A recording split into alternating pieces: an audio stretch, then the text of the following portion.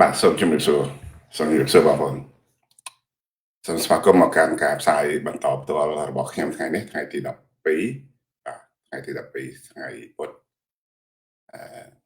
ទី12ឆ្នាំ2025សូមជំរាបសួរបងប្អូនទាំងអស់គ្នាហើយស្វាគមន៍មកកាន់ការផ្សាយរបស់ខ្ញុំតទៅទៀតថ្ងៃនេះខ្ញុំត្រៀមប្រធានបទតាក់ទងជាមួយនឹងវីរភាពនៃការតស៊ូរបស់បុព្វបុរសយើងតាក់ទងជាមួយនឹងការពីទឹកដីនិងការលះបង់អាយុជីវិតរបស់ពួកគាត់ណាខ្ញុំចង់និយាយពីរឿងនឹងច្រើនក៏ប៉ុន្តែដោយស្ថានភាពនៅក្នុងប្រទេសកម្ពុជាថ្ងៃនេះវាប្រែប្រួលខ្លាំងហើយមានសំណួរច្រើនតាក់ទងជាមួយនឹងព្រឹត្តិការណ៍ដែលវាកើតឡើងនៅតាមបណ្ដោយព្រំដែនខ្មែរដែលមានមតិផ្ទុយគ្នាច្រើនតាក់ទងជាមួយនឹងចំនួនព្រំដែនហើយនឹងការបកស្រាយហ្នឹងទៅតាមទស្សនៈនៃការយកឃើញរៀងៗខ្លួនអញ្ចឹងណាអញ្ចឹងថ្ងៃនេះខ្ញុំនឹងទទួលនៅសំណួរខ្លះៗបើសិនជាបងប្អូនចង់សួរនាំតាក់ទងជាមួយនឹងបញ្ហាចំនួនព្រំដែនថាតើហេតុអីបានជាវាឈានទៅដល់ដំណាក់កាលដែលអាចនឹងមានការផ្ទុះសង្គ្រាមជាលើកទី2អីជាដើមអញ្ចឹងណាខ្ញុំអាចនឹងចូលរួមចំណែកដើម្បីបង្ហាញអំពីទស្សនៈរបស់ខ្ញុំប៉ុន្តែមិនមែនជាចម្លើយដើម្បីឲ្យត្រូវជាមួយនឹងសំណួររបស់បងប្អូនទេជួនកាលបងប្អូននឹងមើលឃើញទស្សនវិជ្ជាហើយនឹងស្ថានភាពហ្នឹងអាចមិនដូចគ្នាក៏ប៉ុន្តែយ៉ាងហោចណាស់យើងយកការពិគ្រោះគ្នាមកធ្វើជាមូលដ្ឋានបាទជំរាបសួរបាទសេងសំបាទជំរាបសួរ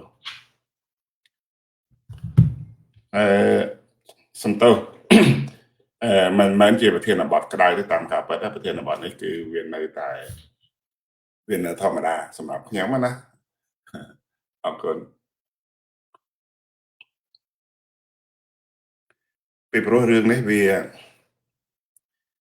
ក្តៅយូរហើយវាក្តៅយូរហើយបាទជំរាបសួរ Good morning បាទ Good morning everyone អរគុណជំរាបសួរបងប្អូនគ្នាបាទបើតាក់ទងជាមួយដំបូងខ្ញុំចង់និយាយអំពីរឿងការបកស្រាយហើយនឹងការចែកមកធ្វើអត្ថាធិប្បាយខ្លីៗរបស់ពួក MMO ណាហ្នឹងហើយរបស់ពួក MMO ដែលនៅក្នុងប្រទេសកម្ពុជាពួកខ្ញុំមិនគិតថាទាំងអស់ហ្នឹងគឺជាប្រភពព័ត៌មានទេក៏ប៉ុន្តែវាគ្រាន់តែជាបណ្ដាញ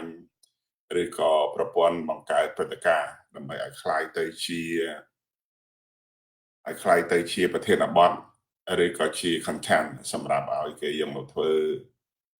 live ហើយនឹង share អញ្ចឹងណាបងប្អូនមើលទាំងអស់គ្នាទៅឃើញហើយដែលយករូបរបស់ Donald Trump នៅក្នុងដំណើរការដែលគាត់ជជែកគ្នាផ្ទៃក្នុងតាក់ទងជាមួយនឹងការបោះឆ្នោតឬក៏សេចក្តីសម្រេចរបស់ក្រុមការងាររបស់គាត់ហ្នឹងណារួចហើយគេយកមកកាត់តដែលលោក Donald Trump ការពិតទៅគាត់មិនបាននិយាយអំពីបញ្ហារឿងព្រំដែនរវាងខ្មែរថៃអីទេអាហ្នឹងបងប្អូនតាមមើលកន្លែងហ្នឹងណាហើយមួយទៀតមានរូបលេចចេញមកថាអាមេរិកកាំងហ្នឹងបានឲ្យស្អីផ្កាយរណបមកអានវ៉ាអេប្រាហ៊ីមហ្នឹងដើម្បីតាមដានមើលព្រឹត្តិការណ៍ឬក៏សកម្មភាពយោធានៅតាមបណ្ដោយព្រំដែនអីហើយគេកាត់រូបដែលមានរូបdrone នៅពេលយប់ហ្នឹងណាយកមកតភ្ជាប់គ្នាហ្នឹងថាវាគឺជាព័ត៌មានលេចធ្លាយអីទាំងអស់ហ្នឹងដែលការពិតមិនមែនទេបងប្អូនមិនតាក់ទងគ្នាតើសោះហើយបើសិនជាបងប្អូនឥឡូវដើម្បីឲ្យបងប្អូន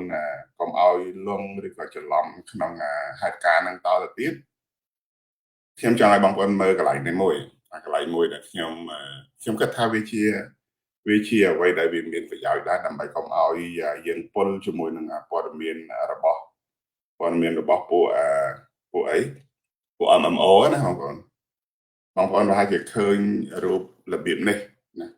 រូបរបៀបនេះដែលមានថាឥឡូវខ្ញុំបាទឲ្យមើលរូបរបៀបនេះដែលមានស្អីផ្កាយរណបហើយមានចាប់រូបភាពទាហានពេលយប់មានរូបឡានរូបអីណាបងប្អូនមិនឃើញណាបងប្អូនបានឃើញតែគេយកទៅកាត់តភ្ជាប់ជាមួយនឹងអ្វីដែលលោក Trump ខ្ញុំឲ្យមើលមួយទៀតនេះគេកាត់តជាមួយនឹងលោក Trump នឹងធ្វើសន្ទរកថាស្រែកឡូឡាហ្នឹងណាថាគេអធិប្បាយនៅក្នុងនេះគេថា Trump ខឹងជាមួយនឹងសៀមខ្លាំងណាស់អីចឹងណាអាហ្នឹងពួក real ពួក MMO គេធ្វើដែលរឿងទាំងអស់នេះវាមិនមែនជាការពិតតទៅសោះវាអត់មានអីតាក់ទងគ្នាតទៅសោះហើយហេតុការណ៍ដែលថាម៉ាឡេស៊ីមាន drone សម្រាប់ត្រួតពិនិត្យមើលកងកម្លាំងឬក៏ត្រួតពិនិត្យមើលលើការចល័តកងទ័ពអីណាថាមានដឹកទាហានទៅទម្លាក់ដាក់មីនអីខ្លួនឯងអីទាំងអស់ហ្នឹងណាសុទ្ធតែជាព័ត៌មានខ្លាំងខ្លាយទាំងអស់គឺបង្កើតព្រឹត្តិការណ៍ញុះញង់ដើម្បីឲ្យមានកំហឹងអញ្ចឹងណាដូច្នេះរឿងទាំងអស់នេះវាធ្វើឲ្យសង្គមខ្មែរយើងវឹកវរហើយដោយករណីភូមិនងច័ន្ទជាដើមថ្ងៃនេះឮថាមានរបួសមានស្លាប់អញ្ចឹងណា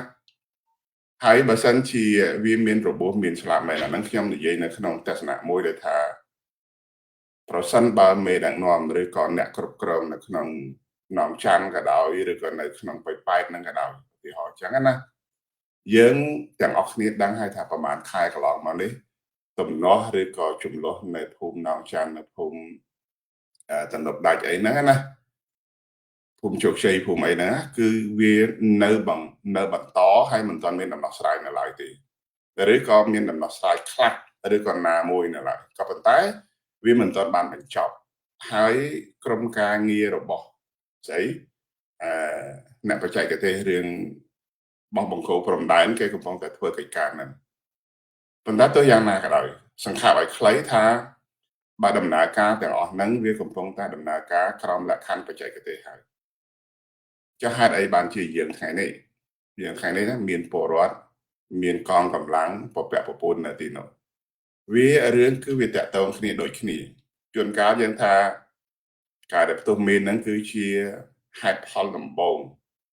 ដែលធ្វើឲ្យមានចំនួនឬក៏មានការផ្ទុះកំហឹងឡើងវិញដែលបង្កឲ្យទៅជាការតាមតាំងលើស្ថានភាពសឹកអញ្ចឹងណាប៉ុន្តែបើយើងនិយាយអំពីហេតុផលអានេះយើងនិយាយអំពីហេតុផលណាយើងកុំទៅផ្អែកលើអ្វីដែលជាការបំផុសរបស់ MMO ពីព្រោះពួក MMO នឹងបំផុសព័ត៌មាននឹងគ្រោះថ្នាក់ណាស់គ្រោះថ្នាក់សម្រាប់ប្រទេសជាតិតែម្ដងបើសិនជាមានការផ្ទុះមានមែនអានឹងបើយោងតាមរបាយការណ៍ហើយនឹងអ្វីដែលជាការបកស្រាយរបស់ខាងអង្គការ CMAX ណាដែលយើងបានស្ដាប់ទាំងអស់គ្នាប្រហែលជាបងប្អូនបានស្ដាប់ហើយថាទីតាំងហើយនឹងភូមិសាស្ត្រដែលផ្ទុះមានហ្នឹងណាថាមានផ្ទុះមានមួយគ្រាប់មែនប៉ុន្តែនៅក្នុងបូរណភាពទឹកដីខ្មែរអាហ្នឹងរបាយការណ៍របស់ CMAX ណាហើយ CMAX ក៏បានពិពណ៌នាថាប្រសិនបើការផ្ទុះមានហ្នឹង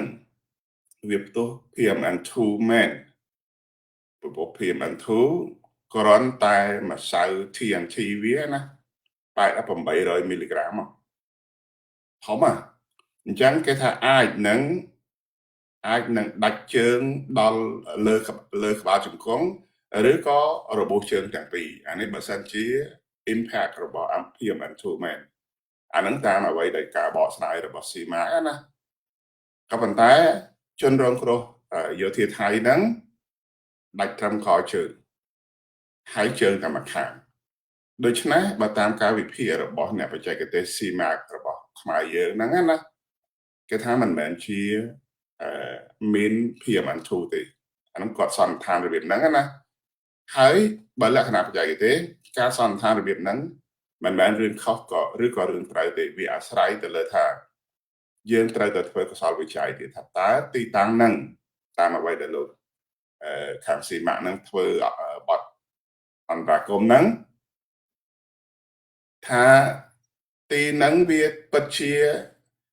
ដែនដីខ្មែរមែនទេអាហ្នឹងទី1ទី2ផ្ទុះមានហ្នឹងផ្ទុះមាន PM2 មែនទេអាហ្នឹងទី2ហើយទី3មានហ្នឹងមានចាស់ឬក៏មានថ្មីមែនទេសំណួរមានតែ2 3ហ្នឹងទេអានេះបើសិនជាយើងនិយាយអំពីដំណោះស្រាយហើយនឹងលក្ខខណ្ឌបច្ចេកទេសយើងកុំឲ្យយករឿងស្អីផ្សេងយើងមកនិយាយ ហើយនៅក្នុងទស្សនវិជ្ជាទាំង2ទាំង3ចំណុចនេះអានេះទស្សនៈរបស់ខ្ញុំណាយើងមានAOT ណាយើងមាន IT ស្អីមួយទៀតIoT មួយទៀតគណៈកម្មការរបស់អាស៊ាននៃគេហៅក្រុមអ្នកសង្កេតការណ៍យោធារបស់អាស៊ានហើយនឹងក្រុមអ្នកបច្ចេកទេសអីទាំងអស់ហ្នឹងណាបច្ចេកទេសយោធាហ្នឹងណាយើងមានគណៈកម្មការហ្នឹងយើងមានក្រុមហ្នឹងហើយហេតុអីបានជាយើងមិនព្រមប្រើយន្តការមួយហ្នឹងឬក៏ពីរហ្នឹងឬក៏ច្រើនជាងហ្នឹងយើងដឹងថាថ្ងៃនេះនៅពេលដែលកងកម្លាំងយោធាថៃរងគ្រោះភ្លាមកំហឹងហ្នឹងឬក៏ប្រតិការហ្នឹងវាកើតឡើងស្របពេលដែលអនុធានហ្នឹងកំពុងតែធ្វើបេសកកម្មនៅក្នុងតំបន់ហ្នឹងដែរអញ្ចឹងណាអញ្ចឹងយើងសួរវិញថាបើសិនជាហេតុការណ៍ហ្នឹងកើតឡើងបើមិនមានបំណងក្នុងការជំរុញព្រឹត្តិការណ៍នេះឲ្យវាคล้ายទៅជាចំនួនឬក៏ភាពតានតឹងផ្នែកយោធានឹងទេណាវាគួរណាស់តែមានលទ្ធភាពនៅក្នុងការដោះស្រាយពីព្រោះរឿងផ្ទុះមានដាច់ជើងម្នាក់វាមិនមែនដូចគ្នានឹងកាលដែលសម័យ24កក្កដាឆ្នាំ2025កន្លងហ្នឹងទេពីព្រោះកាលហ្នឹងណាកងកម្លាំងទាំងសងខាងហ្នឹងស្លាប់ច្រើនណាស់បើទោះជាយើងមិនដឹងទិន្នន័យច្បាស់លាស់ពីខាងប្រទេសថៃក៏ប៉ុន្តែយើងដឹងច្បាស់លាស់ពីប្រទេសខ្មែរថាយើងស្លាប់ច្រើនណាស់ប៉ុន្តែគ្រាន់តែករណីផ្ទុះមានមួយហើយដែលយើងអាចកំណត់បានទាំងយើងនិយាយថាស្អីប្រភេទគ្រាប់មីនទីតាំងគ្រាប់មីនហើយនឹងក្រោយពេលដែលយើងបានឯកភាពគ្នាថាឈប់ប្រើប្រាស់គ្រាប់មីនហើយកម្ពុជាបានបដិសេធច្បាស់លាស់ហើយថាគ្រាប់មីនទាំងអស់ហ្នឹងមិនមែនជាគ្រាប់មីនថ្មីទេហើយរឿងថ្មីរឿងចាស់យើងអត់ចាំបាច់ប្រកែកគ្នាទេពីព្រោះយើងមានគណៈកម្មការដែលអាចជួយយើងនៅទីនោះប៉ុន្តែសរុបសេចក្តីមកវាមិនមែនជារឿងបច្ចេកទេសទាំងអស់ហ្នឹងទេក្នុងបងប្អូនត្រូវយល់កន្លែងហ្នឹងវាមិនមែនជារឿងផ្ទុះមេនវាមិនមែនជារឿងមានចាស់មានថ្មីឬក៏គេហៅស្អីការផ្ទុះនៅពេលណាក្រោយពីធ្វើកិច្ចព្រមព្រៀងគ្នាអីទាំងអស់ហ្នឹងមិនមែនរឿងហ្នឹងទេរឿងគឺវានៅត្រង់ថាគេចេតនាបង្កឬក៏បង្កើតព្រឹត្តិការណ៍ឲ្យវាអូសបន្លាយតទៅទៀតរឿងរបស់ហ៊ុនសែនបងប្អូនកុំទៅវែងកន្លែងហ្នឹងរឿងរបស់ហ៊ុនសែនមិនអាចឲ្យសង្គ្រាមនេះចប់បានទេបើចប់សង្គ្រាមនេះទៅច្រកព្រំដែនបិទទាំងស្រុងស្ថានភាពនយោបាយនៅក្នុងប្រទេសវឹកវរតាក់ទងជាមួយនឹងគេហៅស្អីផលប៉ះពាល់ផ្នែកសេដ្ឋកិច្ចហើយនឹងកង្វះការងាររបស់បងប្អូនកម្មកររឿងតំណែងដំឡូងពោតស្រូវនិងខទាំងអស់ហ្នឹងនៅតែជាវិបត្តិរបស់កម្ពុជាហ្នឹងណាកាលណាតែចប់សង្គ្រាមមួយនេះទៅណារឿងមួយផ្សេងទៀតវានឹងកើតឡើងរឿងស្រូវនិងខរឿងដំណាំកសិផលរឿងទីផ្សារការងាររឿងផ្សេងច្រើនទៀតច្រើនណា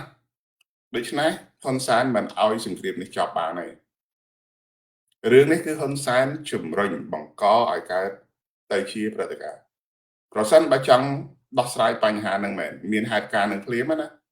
មិនមែនត្រូវចល័តកភ្លើងធំមិនមែនត្រូវចល័តកងទ័ពមិនមែនត្រូវជំរុញឲ្យប្រជាពលរដ្ឋដូចថ្ងៃនេះថានៅភូមិនងច័ន្ទចូលទៅរាំងទៅតវ៉ាជាមួយនឹងកងទ័ពថៃរហូតដល់គេបាញ់របួសស្លាប់អីចឹងណាវាអត់ត្រូវកើតអញ្ចឹងទេបើសិនជាយើងមានចេតនាដើម្បីដោះស្រាយបញ្ហា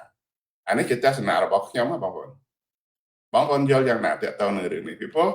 រឿងសត្វតែរឿងអាចដោះស្រាយបានក៏ប៉ុន្តែគេមិនដោះស្រាយទៅវិញគេជួយជំរុញឲ្យព្រឹត្តិការណ៍ហ្នឹងវាពុះក្តៅ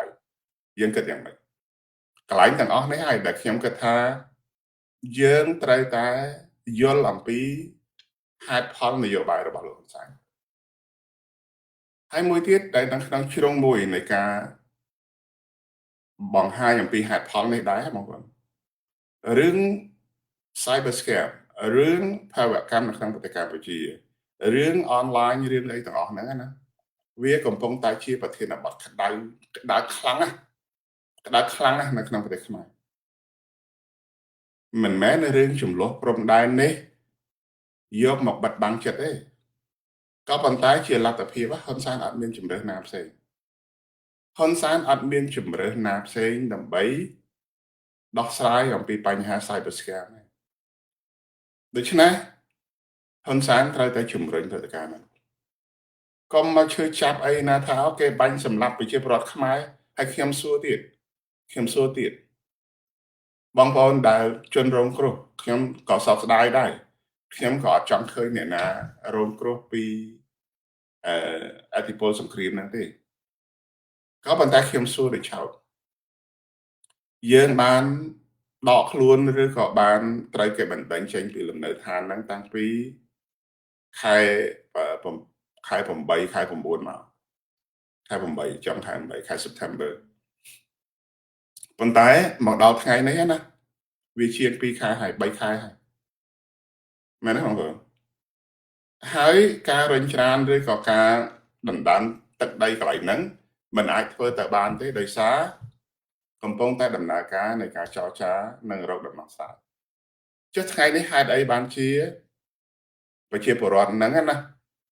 ទៅរញច្រានអីទៀតរហូតដល់គេបានរហូតដល់គេបាញ់ប៉ុន្តែព័ត៌មានខ្លះខ្ញុំមិនច្បាស់ណាហើយខ្ញុំមិននិយាយព័ត៌មានណាមិនច្បាស់ទេហើយខ្ញុំបើសិនជាខ្ញុំនិយាយក៏គ្រាន់តែថាវាជាការសន្និដ្ឋានថាមានការជំរុញឲ្យប្រជាពលរដ្ឋយើងហ្នឹងទៅកន្លែងហ្នឹងដើម្បីបង្កឲ្យទៅជាព្រឹត្តិការណ៍បងប្អូនមើលខ្លួនឯងទៅបងប្អូនដែលគ្រោះថ្នាក់ខ្លួនឯងណាមើលខ្លួនឯងហ្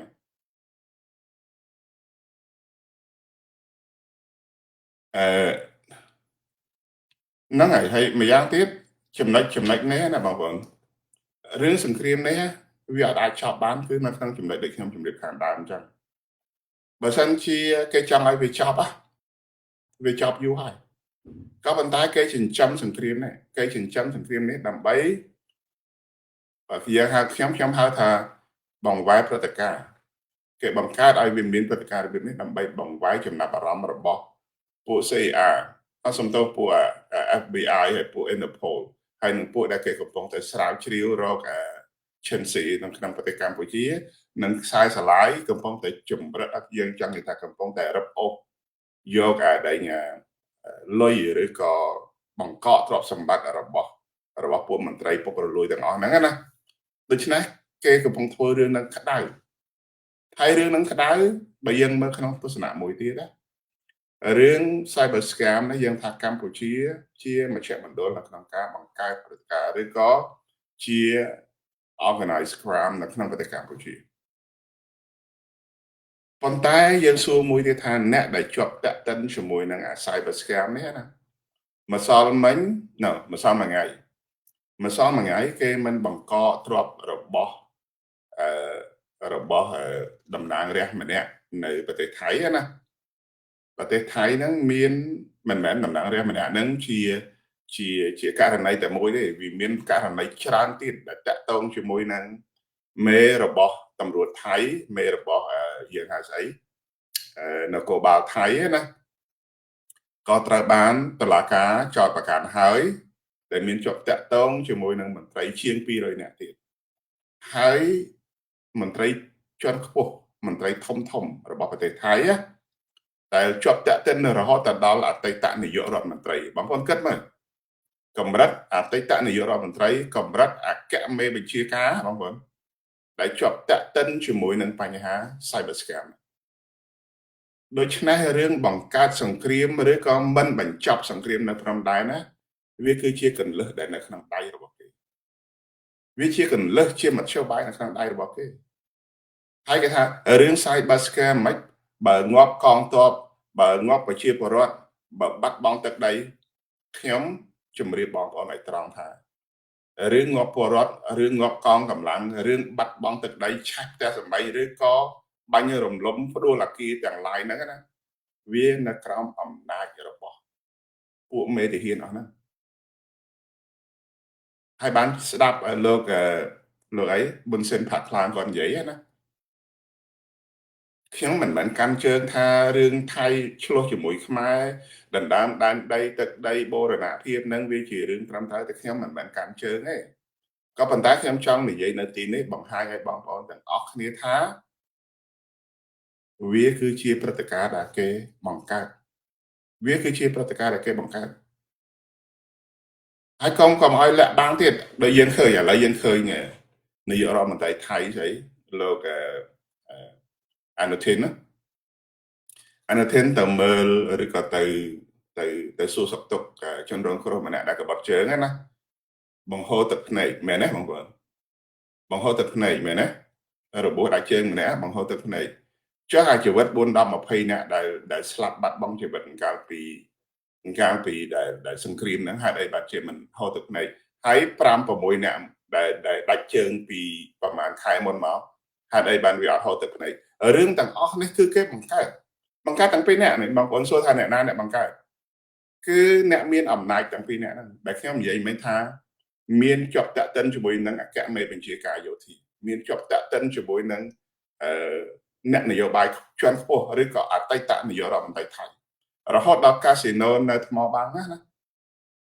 កន្លែងហ្នឹងណានៅកោះកុងហ្នឹងណាក៏មានលុយ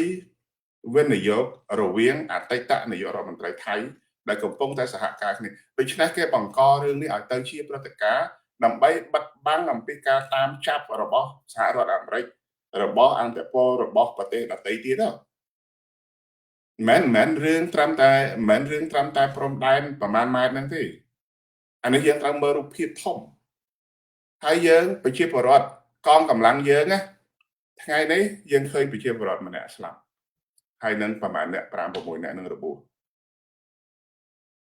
ប៉ុន្តែបើសិនជាយើងនៅតែនេះពួក MMO នេះពួកអ្នកដែលចេះតែកាត់បន្តឬក៏បំផុសឲ្យមានទំនាស់ឲ្យមានកំហឹងថៃប្លន់ដីថៃចោថៃបាញ់ស្អីណាទាំងអស់ហ្នឹងណាហើយទីបំផុតណាអ្នកណាអ្នកងាប់មិនមែនអ្នកអង្គុយធ្វើអត្ថាធិប្បាយអ្នកងាប់ទេណាអ្នកដែលងាប់គឺប្រជាពលរដ្ឋខ្មែរនៅតាមបណ្ដោយព្រំដែនអ្នកដែលងាប់គឺកងកម្លាំងយើងនេះដែលគាត់មានស្មារតីស្រឡាញ់ជាតិណាក៏ប៉ុន្តែស្រឡាញ់ជាតិនៅក្នុងបេសកកម្មទៅការពីអំណាចហ៊ុនសែនហ្នឹងរឿងជាតិកន្លែងនេះដូចខ្ញុំនិយាយហើយថារឿងព្រំដែននេះវាអត់ត្រូវទៅប្រើអាវុធសំបីតែមួយគ្រាប់វាគួរតែមានលទ្ធភាពដោះស្រាយគ្នាបើសិនជាយើងយកអាបញ្ហាព្រំដែនហ្នឹងរឿងបន្តព្រំដែនរឿងបង្គោលព្រំដែនហ្នឹងណាវាអត់ត្រូវមានបញ្ហាអីទេក៏ប៉ុន្តែយើងរញហើយដើរតាមអ្វីដែលជាការញុះញង់របស់ហ៊ុនសែនរបស់ខាងរដ្ឋអំណាចឬក៏អ្នកនយោបាយថៃហ្នឹងរញឲ្យយើងឆ្លុះគ្នា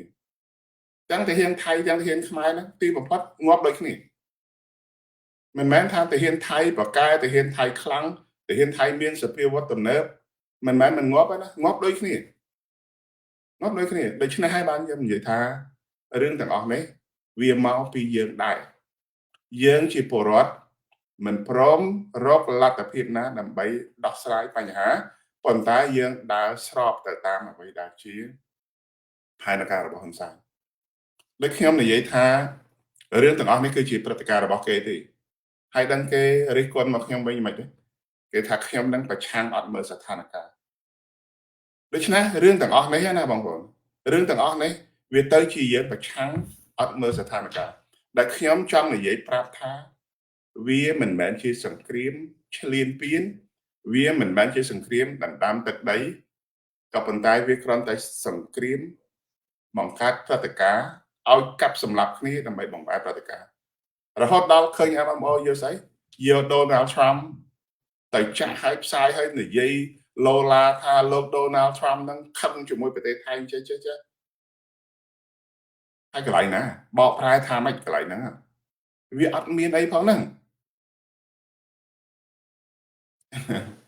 ឥឡូវខ្ញុំចុះក្រុម MMO នេះមកក្រុម MMO ហ្នឹងក្រុមរបស់នេះបងក្រុមរបស់ហ៊ុនសែនហ្នឹងឯងក្រុម MMO ហ្នឹងក្រុមរបស់ហ៊ុនសែនក្រុមដែលការពារហ៊ុនសែនក្រុមដែលលើកជើងហ៊ុនសែនក្រុមដែលញុះបងប្អូន screen ដែល scroll មើលនៅក្នុង Facebook ណាមើល real មើល Facebook live មើលស្អីទៅក្រុមអស់ហ្នឹងណាគឺញុះទាំងអស់ហើយអបមាដូចខ្ញុំនិយាយមិញបើសិនណាដំណោះស្រាយមានបញ្ហាភ្លាមឧទាហរណ៍ថាលោកអនុทิនគាត់បដិសេធថាក្រោយពេលដែលយើងចរចាគ្នានៅម៉ាឡេស៊ីហើយថាយើងឈប់បាញ់គ្នា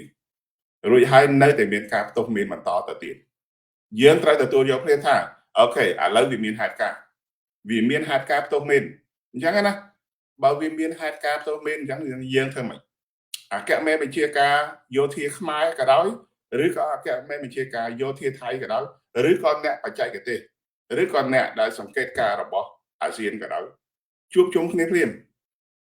យើងផ្អាកសកម្មភាពយោធាទាំងសងខាងពីព្រោះឥឡូវកំពុងតែដកអាវុធធនធ្ងន់ចេញពីព្រំដែនមិនអញ្ចឹងហ៎នៅក្នុងដំណាក់កាលហ្នឹងប៉ុន្តែយើងផ្អាកសកម្មភាពហ្នឹងភ្លាមអានេះបើសិនជាយើងនិយាយអំពីបច្ចេកទេសនៅក្នុងការដោះស្រាយបញ្ហាជាទស្សនៈណាយើងរកកន្លែងតាមមួយជួបគ្នារកកន្លែងជួបគ្នានៅប្រទេសថៃមិនបានជួបគ្នានៅភ្នំពេញមិនបានតែជួបគ្នានៅម៉ាឡេស៊ីម្ដងទៀតតែជួបគ្នាលក្ខណៈបច្ចេកទេសមិនមែនទៅនិយាយអំពីរឿងការចុះហត្ថលេខាស្អីទៀតទេផ្ទុះទីតាំងកន្លែងណាយើងស្គាល់ទីតាំងផ្ទុះមិនអញ្ចឹងហ៎យកអ្នកសង្កេតការទាំងពីរប្រទេសទាំង3ប្រទេសទាំងប្រមាណប្រទេសដែលមានហ្នឹងទៅដល់ទីតាំងហ្នឹងភ្លាមណាយកអ្នកបច្ចេកទេសសិក្សាថាតើទឹកដីហ្នឹងដំបងសិក្សាឲ្យច្បាស់ថាតើទឹកដីហ្នឹងវាជាដែនដីរបស់អ្នកណាពីព្រោះយើងថាដែនដីខ្មែរហើយខាងថៃគេថាដែនដីថៃមិនអញ្ចឹងហ៎ទំនាស់គឺនៅកន្លែងហ្នឹងអាហ្នឹងយើងនិយាយអំពីទីតាំងភូមិសាស្ត្រសិនថាកន្លែងផ្ទុះមីនហ្នឹងខាងភាគីថៃគេថាវាផ្ទុះនៅលើទឹកដីថៃមីនថ្មីខាងខ្មែរថាទីនោះគឺជាទឹកដីខ្មែរមានចាស់ហើយកងកម្លាំងខ្មែរបានទាំងរារាំងមិនអោយទាហានថៃចូលមកមើលកន្លែងផ្ទុះមីននឹងទៀតក្នុងដំណាក់កាលនេះណាដោយសារគេយល់ថានោះគឺជាទឹកដីរបស់ខ្មែរនេះយើងនិយាយអំពីបច្ចេកទេសសុទ្ធសាធយើងមិនមែនតែកាន់ជើងអ្នកណាកន្លែងនេះណាគឺយើងរកដំណោះស្រាយអញ្ចឹងឲ្យគណៈកម្មការព្រំដែន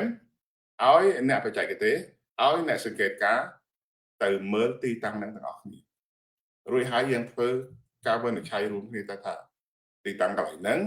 យើងមើលទៅតាមផែនទីមួយណាបើសិនជាថៃគេថាគេយកផែនទីមួយលើ500,000កម្ពុជាយកផែនទីមួយលើ200,000ចំនួនគឺនៅកន្លែងហ្នឹងមិនអញ្ចឹងហ៎បើចំនួននៅកន្លែងហ្នឹងយើងត្រូវដោះស្រាយរបៀបណាមិនមែនអាងអីដឹកអាវុធទេមិនអាចអាងអីដឹកអាវុធទេប៉ុន្តែវាមិនមែនរឿងដោះស្រាយបញ្ហាយល់ទេបងប្អូនរឿងវាមិនមែនរឿងដោះស្រាយបញ្ហារឿងគឺបង្កចំនួនបង្កើតចំនួនហើយនឹងបាញ់គ្នាទៅដើម្បីឲ្យคล้ายទៅជាសង្គ្រាមរ៉ាំរ៉ៃហ្នឹងទៅរ៉ាំរ៉ៃចុះឡើងទៅអាការតាមដានការតាមចាប់ការស៊ើបអង្កេតពីបញ្ហា Cyber Scam ហើយនឹងតាមចាប់គេហៅថាជនល្មើសហ្នឹងណាវាស្ទះនៅកន្លែងហ្នឹងអញ្ចឹងហ៊ុនសែនអូសពេលវេលាហ្នឹងទៅទៀតហ៊ុនសែនជាមួយនឹងក្រុមបកពួករបស់គេហ្នឹងអូសពេលវេលាទៅទៀតប៉ុន្តែខ្ញុំជឿថាអូសតែលេងរួចហើយអញ្ចឹងណាឥឡូវខ្ញុំចង់បាន comment បងប្អូនគេក្លុកខ្មែរតាមពិតគេក្លុកវាមកពីយើងវាក្លុកដែរគេក្លុកមកពីយើងនឹងឲ្យគេក្លុកដែរ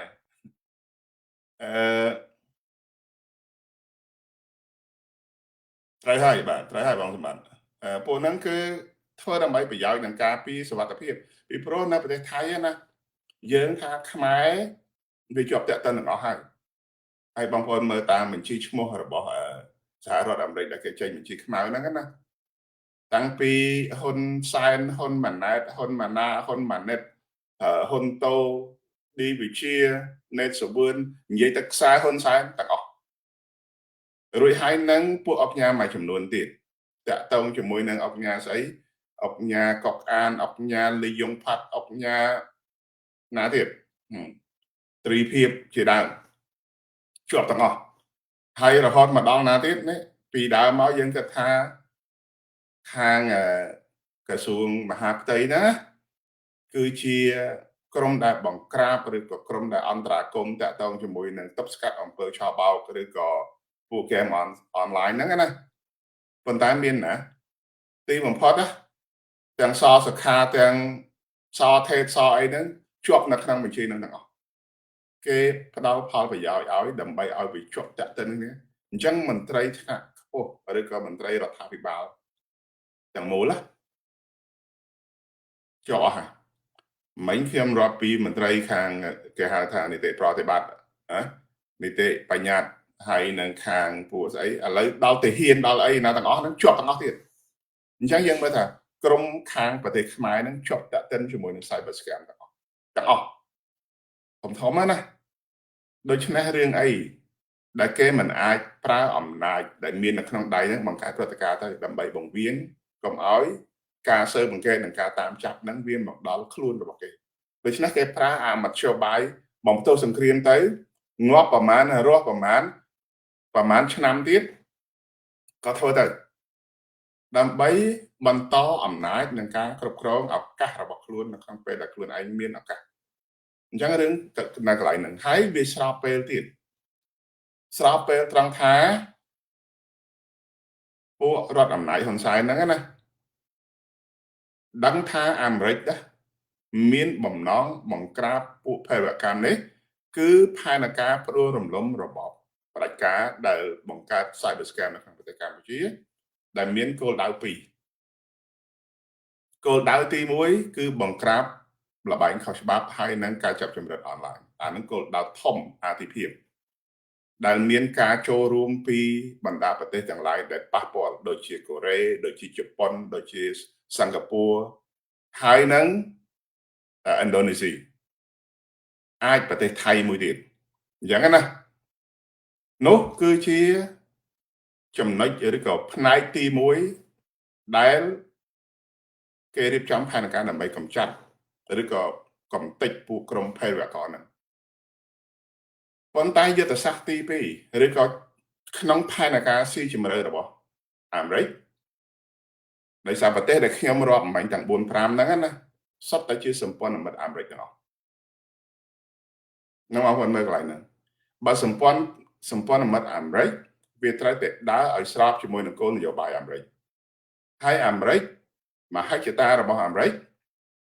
គឺដណ្ដើមភូមិសាស្ត្រនយោបាយ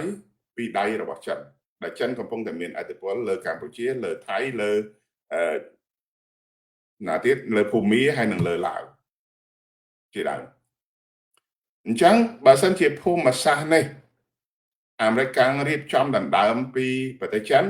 វាតបតែផ្ដួលរំលំរចនាសម្ព័ន្ធនយោបាយដែលជារណបរបស់ចិនទាំងអស់គឺពួកកុម្មុយនីសផ្ដាច់ការហ្នឹងអញ្ចឹងវិធីនេះវាស្របទាំងពីរទី1បង្ក្រាបបនលបែងទី2គឺផ្ដួលរំលំរបបដែលជាកូនជើងកូនដៃរបស់ចិនដូច្នេះកម្ពុជានឹងប្រែប្រួលឬក៏នឹងផ្លាស់ប្ដូររបបនយោបាយអាចនឹងមកនៅក្រោមអំណាចនិងអធិបតេយ្យរបស់អាមេរិកវិញដូច្នេះហ៊ុនសែនមើលឃើញថាវាគឺជាចំនួនរវាងអាមេរិកហើយនិងចិនហើយដូច្នេះខ្មែរនៅលេងលបែងកឡុកនេះទៅឲ្យអាមេរិកជាមួយនឹងចិនដណ្ដើមគ្នាទៅយូរឆាប់យ៉ាងហោចណាស់ក៏អូពេលបានរយៈវែងទៀតដែលយើងមិនដឹងថាប៉ុណ្ណាទេនេះគឺជាផែនការលបែងនយោបាយរបស់គេណាបងប្អូននេះគឺជាផែនការរបស់គេដូច្នេះយើងត្រូវមើលទាំងអស់គ្នាថាតើយើងលេងជាមួយគេរបៀបណាឥឡូវនេះកងកម្លាំងយើងណាស្លៀកពាក់ឯកសណ្ឋានហើយនឹងត្រៀមលក្ខណៈហ្នឹងបង្ហាញតែនៅមុខកាមេរ៉ាដែលថតចេញមកទេបងប្អូនចាំមើលដល់ពេលវេទនីនៅពេលដែលផ្ទុះអាវុធក្រាំងណាមិនដឹងជាគ្រាប់នៅឯណាមិនដឹងជាស្បៀងនៅឯណាមិនដឹងជាពេទ្យនៅឯណាទេឥឡូវនេះកំពុងសង្ហានៅមុខកាមេរ៉ាកំពុងតែបង្ហាញអំពីសុំមេដៃមួយសុំមេជើងមួយពេញ Facebook ហ្នឹងតស៊ូដើម្បីជាតិមិនមែនតស៊ូដើម្បីជាតិទេអស់លោកទាំងអស់គ្នាកំពុងតែទៅស្លាប់ដើម្បីការពារហ៊ុនសែនណាតែហ៊ុនសែនកំពុងតែនាំប្រទេសយើងឈានទៅរកវិនាសកម្មខ្ញុំមើលកន្លែងហ្នឹងណាបងប្អូនខ្ញុំមើលខ្ញុំឆ្ងល់ថាបើដូចបងនិយាយមែនតើកលេងរបៀបនេះនឹងអាចទៅរួចទេនឹងរបៀបណាទៅរួចរបៀបនេះទៅរួចមិនខ្ញុំឲ្យច្បាស់បន្តិចបងឲ្យច្បាស់បន្តិចមកព្រោះខ្ញុំមិនហ៊ានឆ្លើយទេតែអត់ច្បាស់បើសិនគាត់ថាលបាយមួយនេះហ៊ុនសែននឹងលេងរបៀបនេះ បងសម្បត្តិណាបងសម្បត្តិនៅអូស្ត្រាលីណាបងសួរសំណួរនឹងមកខ្ញុំចាប់សំណួរបងអត់បានបងសួរម្ដងទៀតណាបងសម្បត្តិថាបើដូចនេះយើងងាកទៅរកអាមេរិកអឺសម្រាប់យើងខាងគណៈបកប្រឆាំងជាមួយនឹងហ៊ុនសែនណាយើងរំពឹងលើដូចគេហៅស្អីអាមេរិកយើងចង់និយាយថាយើងសង្ឃឹមលើដូចចំណាត់ការអាមេរិកមិនមែនចង់និយាយថាឲ្យអាមេរិកផ្ដួលរំលំរបបហ្នឹងទេក៏ប៉ុន្តែយើងចង់និយាយថាបើគេអាចកំទេចរចនាសម្ព័ន្ធនយោបាយរបស់ពួកប្រជាការបានគេអាចផ្ដួលរំលំឬក៏បង្ក្រាបអំពើភេរវកម្មនៅក្នុងកម្ពុជាបានវាគឺជាអឺស្អីលទ្ធផលល្អសម្រាប់ប្រជាពលរដ្ឋខ្មែរសម្រាប់ប្រទេសយើងប៉ុន្តែរឿងយើងខ្ញុំនិយាយនៅកន្លែងនេះរឿងយើងមិនមែនមានន័យថាយើងត្រូវទៅជាផ្នែកណាមួយនៃដំណើរការរបស់ចំណាត់ការនឹងទេក៏ប៉ុន្តែបើយើងនិយាយអំពីយើងគ្រប់គ្រងឬក៏យើងស្វាគមន៍ឬក៏យើងចង់ទៅនៅឬក៏គេហៅសហការជាមួយអាមេរិកយើងចង់ណាស់ក៏ប៉ុន្តែវានៅក្នុងចំណុចមួយដែលខ្ញុំនិយាយកន្លងមកដូចជាម្សិលមួយថ្ងៃមិញខ្ញុំបាននិយាយអំពីរឿងការទទួលស្គាល់នឹងកិច្ចសហការរបស់រដ្ឋាភិបាលនៃប្រទេសយើងណាតែតាមការពិតនៅក្នុងករណីនេះបើសិនជាអ្នកនយោបាយយើងឬក៏អ្នកដែលរៀបចំយុទ្ធសាស្ត្រនយោបាយរបស់យើងនៅទីនេះខ្ញុំចង់និយាយអំពីយើងជាគណៈបកប្រឆាំងណាមិនមែនមានន័យថារបបក្រុងភ្នំពេញទេពីព្រោះរបបក្រុងភ្នំពេញគឺជាគោលដៅដែលអាមេរិកត្រូវបង្ក្រាបឬក៏ត្រូវធ្វើការគេហៅស្អីផ្ដួលរំលំពីព្រោះរបបមួយនោះវាគឺជាប្រព័ន្ធឬក៏ជាអង្គការចាត់តាំងផារ៉ាកោដូច្នេះអាមេរិកគេនឹងរកលទ្ធភាពដើម្បីបង្កទ្រព្យដើម្បីទប់ស្កាត់នៅចរន្តហិរញ្ញវត្ថុដើម្បីដាក់សម្ពាធនេះរហូតដល់របបមួយហ្នឹងมันអាចប្រតិបត្តិការលើ cyber scam នឹងបានតទៅទៀតដូច្នេះបើយើងនិយាយថាយើងវាជាខ្មែរទាំងអស់គ្នាក៏ប៉ុន្តែនៅក្នុងន័យនេះខ្ញុំចង់និយាយថាករណីថាយើងទីនេះគឺយើងក្នុងនាមជាអ្នកដែលប្រឆាំងជាមួយនឹងរបបរាជការហ្នឹងយើងចង់សហការជាមួយនឹងអាមេរិកណាក៏ប៉ុន្តែអ្នកនយោបាយយើងត្រូវតែរៀបចំកិច្ចការទាំងឡាយដែលត្រូវទៅសុំកិច្ចសហការនឹងធ្វើការរួមជាមួយនឹងអាមេរិកដោយករណីបច្ចុប្បន្ននេះណាយើងគួរតែមានលទ្ធភាពចូលខ្លួនទៅនិយាយជាមួយនឹងរដ្ឋាភិបាលថៃយើងដឹងថាបច្ចុប្បន្ននេះចំនួនរវាងកម្ពុជានិងថៃនេះណាបើយើងមើលឲ្យស៊ីជម្រៅទៅវាមិនមែនជាចំនួនព្រំដែនវាមិនមែនជាចំនួនតាក់ទងជាមួយនឹងបច្ចេកទេសស្អីការបែងចែកបន្ទាត់ព្រំដែនអីទេប៉ុន្តែរឿងធំដែលវាកើតឡើងថ្ងៃនេះគឺចំនួនរវាងផលប្រយោជន៍របស់ពួក cyber scam ហើយនឹងការបង្ក្រាបគេហៅថាបនលបាយនឹងទេអញ្ចឹងបើយើងទៅសហការជាមួយថៃក្នុងន័យថារឿងព្រំដែនដូចខ្ញុំនិយាយមិញអញ្ចឹងបើសិនជាគេមានចេតនាក្នុងការដោះស្រាយបញ្ហាព្រំដែនណាយើងគ្រាន់តែជួបជាមួយនឹង AOT យើងជួបជាមួយនឹងគណៈកម្មការ JBC យើងជួបជាមួយនឹងយើងហៅថាស្អីរដ្ឋទាំងពីរហ្នឹងទៅប្រទេសទាំងពីរហ្នឹងទៅតួនាទីរបស់នាយករដ្ឋមន្ត្រីទាំងពីរហ្នឹងទៅជួបគ្នាទៅនិយាយគ្នាទៅវាអាចដោះស្រាយបានហើយដូចជាខ្ញុំនិយាយថារឿងពងរឿងទីតាំងរឿងក្របមីនរឿងស្អីទាំងអស់ហ្នឹងណាដោះស្រាយគ្នាទៅវាចប់ហើយមិនបាច់ទៅចល័តកងទ័ពមិនបាច់ទៅត្រៀមយន្តហោះមិនបាច់ទៅបញ្ជូនកំភ្លើងធំទៅទេក៏ប៉ុន្តែវាមិនមែនរឿងដូចដែលយើងគិតណាបងមិនមែនដូចយើងគិតរឿងគឺគេបង្កើតគេអូសបន្លាយពេលវេលានេះដើម្បីអញ្ចឹងហើយរឿងមួយទៀតដែលខ្ញុំទៅសរសេរតែមិញខ្ញុំឃើញ comment មកច្រើនណាខ្ញុំឃើញថាគេយកជីវិតរបស់ពលរដ្ឋយើងឲ្យទៅស្លាប់នៅសមរភូមិឬក៏ឲ្យទៅស្លាប់នៅក្នុងនៃទីចំនួនដោយករណីនងចាន់អញ្ចឹងណារឿងអីថ្ងៃនេះយើងដឹងថាកន្លែងហ្នឹងគឺជាកន្លែងចំនួនកន្លែងហ្នឹងគឺជាកន្លែងយោធាប្រតិបត្តិការរឿងអីដែលយើងត្រូវអនុញ្ញាតឲ្យប្រជាពលរដ្ឋយើងហ្នឹងចូលទៅបង្កើតឬក៏ធ្វើសកម្មភាពនៅទីនោះដែលវាប្រឈមនិយាយខ្លីដែលវាប្រឈមដែលវាអាចនឹងគ្រោះថ្នាក់បានគ្រប់ពេលប៉ុន្តែចេតនារបស់គេគឺគេចង់បង្កើតចឹងគេចង់បង្កើតឲ្យវាកើតព្រឹត្តិការណ៍ចឹងប្រជាពលរដ្ឋខ្មែរស្លាប់កាន់តែច្រើនប្រជាពលរដ្ឋខ្មែរគ្រោះថ្នាក់កាន់តែច្រើនវាគឺជាអំណាចនយោបាយមួយរបស់ហ៊ុនសែនដែលអាចយក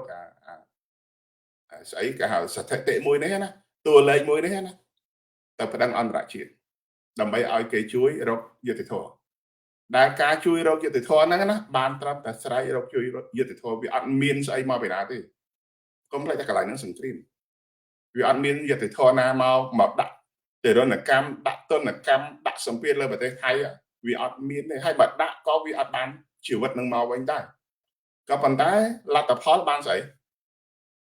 បានអូសបន្លាយពេលវេលាតទៅទៀតអូសបន្លាយពេលវេលាតទៅទៀតបន្តិចទៀតហ្នឹងស្ងប់មួយរយៈទៅចរចាគ្នាពីរឿងជីវិតមនុស្សនៅគ្រោះថ្នាក់ហ្នឹងអញ្ចឹងណា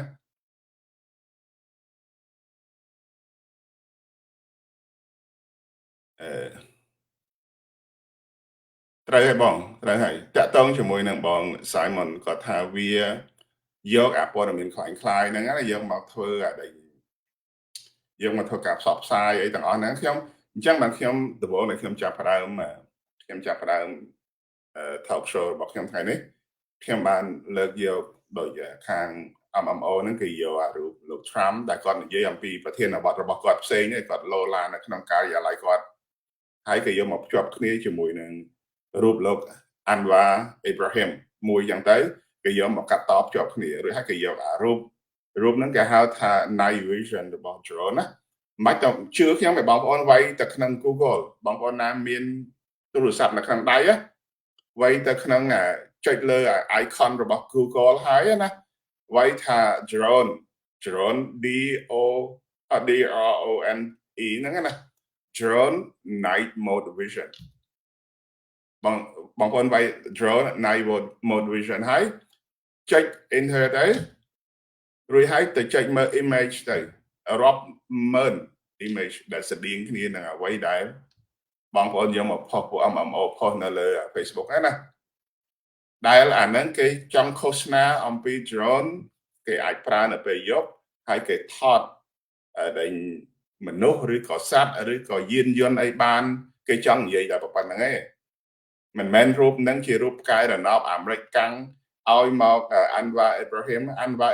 ណាបានទៅកាន់ផ្កាយរណបនៅក្នុងរយៈពេល24ម៉ោងហ្នឹងចឹងនិយាយយ៉ាងណាហើយក៏គ្មានអាមេរិកកាំងណាបានមកឲ្យផ្កាយរណបបើគេឲ្យផ្កាយរណបទៅ Anwar ហេតុអីក៏គេមិនឲ្យមកថៃហេតុអីក៏គេមិនឲ្យមកខ្មែរដែលជាគូចំនួនហ្នឹងឬក៏មានទាំងអស់គ្នាទៅវាមិនមានវាអត់មែនទាំងអស់ហ្នឹងគឺគ្រាន់តែគេបង្កើតទេណាបងប្អូនហើយពួក MMO យកមកបំផុសអញ្ចឹងខ្ញុំនិយាយនៅទីនេះមិនមែនថារឿងទាំងអស់ហ្នឹងខុសត្រូវទេក៏ប៉ុន្តែឥឡូវយើងនិយាយអំពីហេតុផលថាយើងដឹងថាចំនួនព្រំដែននេះវាអត់ទាន់ចប់បរិបូរណ៍ទេអញ្ចឹងណាហេតុអីបានជាហេតុការណ៍ហ្នឹងវាកើតហើយយើងមិនព្រមយកអាកិច្ចព្រមព្រៀងរបស់យើងមកអនុវត្តដោយករណីថាឆាប់បាញ់គ្នាយើងចាប់ផ្ដើមដកអាវុធធុនធ្ងន់នៅពេលដែលដកអាវុធធុនធ្ងន់ឥឡូវវាមានបញ្ហាហ្នឹងហើយយើងត្រូវសួរទៅវិញទៀតថាអ្នកហ្នឹងទោសមាននៅលើឬក៏នៅក្នុងបេសកកម្មអីយើងសួរនាំគ្នាជាលក្ខណៈបច្ចេកទេសដើម្បីស្វែងរកដំណោះស្រាយមិនមែនចោទប្រកាន់ទេយើងត្រូវដោះស្រាយគ្នាថាវាកើតអីហើយហេតុអីមកកន្លែងហ្នឹងបើសិនជាយើងថាកន្លែងហ្នឹងគឺជាដីខ្មែរទេបើដីខ្មែរហេតុអីបានគេចូលមកយើងត្រូវយកអាហេតុផលទាំងអស់ហ្នឹងណាយើងកុំទៅដោយសារយើងជាគូតំណោះមិនអញ្ចឹងហ៎យើងកម្ពុជាជាគូតំណោះជាមួយនឹងប្រទេសថៃដូច្នេះ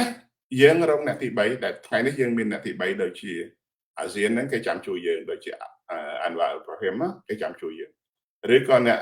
គេហៅថាស្អីអ្នកសង្កេតការរបស់អាស៊ានហ្នឹងគេនៅជួយយើងជួបជជែកគ្នាទៅវាអត់រឿងវាអត់ចាំបាច់ចង់និយាយថាវាអត់ចាំបាច់ត្រូវបញ្ជូនកងកម្លាំងបញ្ជូនសព្វវុធបន្ថែមវាអត់ចាំបាច់ទាំងអស់ចឹងនិយាយចឹងឈប់ខ្ញុំមើល comment តទៀតបងប្អូនខ្ញុំឃើញ comment បងប្អូនមកខ្លះដែរប៉ុន្តែរឿងអាមេរិកបងប្អូនរឿងអាមេរិកតាមការពិតខ្ញុំនិយាយមែនទែនទៅណាបើខ្ញុំមើលអំពីចេតនាហើយនឹងបំណងធំរបស់គេណារឿងព្រំដែននេះបើទោះជាគេបានចូលមកធ្វើជាសាក់សីនៅក្នុងការបញ្ចប់ឬក៏ធ្វើឲ្យយើងអាចឈប់បាញ់គ្នាបាននៅក្នុងកាលពីថ្ងៃទី28ខែកក្កដាកន្លងមកនេះមែនក៏ប៉ុន្តែបើនិយាយការពិតទៅមកពីយើងទេយើងមានបំណងចង់បញ្ចប់វានៅក្នុងពេលនោះដោយសារកម្រិតនៃការឆ្លោះតោះតែងគ្នាវានៅក្នុងកន្លែងហ្នឹងហើយទី1 ទាំងសងខាងប៉ះពាល់ហើយបានបង្ហាញអំពីលទ្ធភាពរបស់ខ្លួនហើយខ្ញុំចង់និយាយនៅទីនេះចង់និយាយថាខ្មែរនៅក្នុងស្ថានភាពពេលនោះបានបង្ហាញអំពីលទ្ធភាពរបស់ខ្លួនថាมันអាចទៅដណ្ដើមទីតាំងសូម្បីតែក្នុងទ្របសូម្បីតែវាលន្ត្រីឬក៏កន្លែងណាផ្សេងៗហ្នឹងมันអាចទៅយកវិញបានទេគឺអស់លទ្ធភាពហើយដូច្នេះបន់ឲ្យតែមានឱកាសណាមួយដែលថាចរចាគ្នាគឺចរចាភ្លាមអាហ្នឹងជាចិត្តសាស្ត្រដែលខ្ញុំមើលឃើញក្នុងប្រតិបត្តិការមួយហ្នឹងណាហើយខាងថៃក៏គេដឹងដែរថាបើទោះជាវាយជាងនេះទៀតយូរជាងនេះទៀតក៏មិនអាចទៅឆ្លងភ្នំដងរ៉ែកចុះទៅដល់ភូមិស្រីស្នំទៅដល់ខេត្តសៀមរាប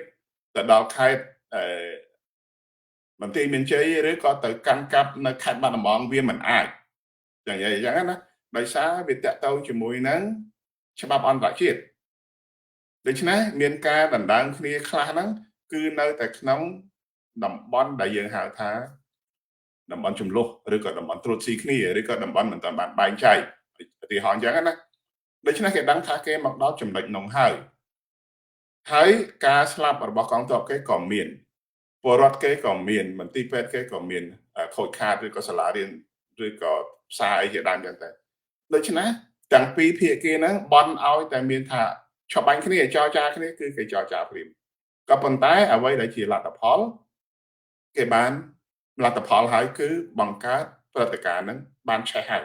បានផ្ទុះហើយបានកើតទៅជាសង្គ្រាមហើយដូច្នេះផែនការរបស់គេបានដល់គោលដៅរៀងខ្លួនហើយដូច្នេះរឿងហ្នឹងគឺវាត្រូវចរចាគ្នាឆបាញ់គ្នាក៏ប៉ុន្តែរឿងដែលមកញុះញង់គ្នាបន្តញុះញង់គ្នាមានការបាញ់គម្រាមកំហែងមួយគ្រាប់ពីរគ្រាប់ជារៀងរហូតពីថ្ងៃហ្នឹងមកដល់ថ្ងៃនេះមកណាគឺនៅតែមានន័យថាម៉េចគឺគេចិញ្ចឹមព្រឹត្តិការណ៍ហ្នឹងរហូតដល់សូម្បីតែមេតបសូម្បីតែកងកម្លាំងដែលងាប់ដែលបាត់សាកសពរមមិនឃើញហ្នឹងក៏គេនៅតែលាក់បំពួនហ្នឹងដែរដោយសាររឿងទាំងអស់ហ្នឹងវាអត់តនន័យថាគេមិនតន់ចង់ឲ្យចប់ដោយករណីដែលជាប់តាក់ទិនគ្នាជាមួយនឹងស្អីកងកម្លាំងយើង18នាក់ណាតាមការពិតគេរៀបចំបញ្ជូនទៅហើយក៏ប៉ុន្តែដូចខ្ញុំនិយាយហ្នឹងបើបញ្ជូនទៅវាចាប់សាច់រឿងត្រឹមហ្នឹងណាបញ្ជូនទៅវាចាប់សាច់រឿងត្រឹមហ្នឹងហើយមកដល់ម៉ោងនេះទៅសួរអ្នក18នាក់វិញទៅនៅពេលដែលមានហេតុការណ៍ច្បាំងរាំងជុលគ្នាតទៀតអ្នក18នាក់ហ្នឹងមិនមែនត្រឹមតែមិនចង់មកទេបាក់កែកមិនមកក៏ដោយតែពីព្រោះមកគេបញ្ជូនឲ្យទៅច្បាំងគ្នាងាប់ទៀតដូច្នេះរឿងគឺវានៅកន្លែងហ្នឹងគឺគេបង្កើតព្រឹត្តិការណ៍ហ្នឹងគេអូសចឹងមិនសំណួរសួរថាអាមេរិកមិនបានមិនចាប់ចិនស៊ីឲ្យបាត់ទៅមិនមែនគេមិនចង់ចាប់ទេណាបងប្អូនដោយសារហ៊ុនសែនលាក់អញ្ចឹងមិនថាហ៊ុនសែនលាក់កាន់តែយូរឱកាសដែលជាប់តាក់ទិនទៅដល់ហ៊ុនសែននិងពូជពងរបស់ហ៊ុនសែនហ្នឹងកាន់តែច្រើនមិនមែនគេមិនដឹងថាហ៊ុនសែនកំពុងតែលាក់ឈិនស៊ីទេហ៊ុនសែនដឹងច្បាស់ឈិនស៊ីនៅកន្លែងណាដោយហ៊ុនសែនដឹងពីរឿងបិច្ច្រោះជាមួយនឹងដែលស្អីបិច្ច្រោះគេហ្នឹងជាមួយនឹងលីរតនរស្មីណាហ៊ុនសែនដឹងទាំងអស់ក៏ប៉ុន្តែហ៊ុនសែនព្យាយាមលាក់កាន់តែយូរចំណងហើយនឹងការទទួលខុសត្រូវរបស់ហ៊ុនសែននឹងកាន់តែច្រើនអានេះជាទស្សនៈរបស់ខ្ញុំមើលឃើញអញ្ចឹងបងប្អូនមានមតិផ្ទុយបងប្អូនអាច comment មកពីព្រោះយើងមានប្រិមិត្តច្រើនណាគាត់ឯកភាពអំពីទស្សនៈរបស់រឿងទាំងអស់នេះណាបងប្អូនសម្រាប់ប្រទេសថៃខ្ញុំមើលណាខ្ញុំមើលចំហនយោបាយរបស់ប្រទេសថៃខ្ញុំមើលអំពីការឆ្លើយតបរបស់ប្រទេសថៃគណៈបកប្រឆាំងរបស់ប្រទេសថៃគេថា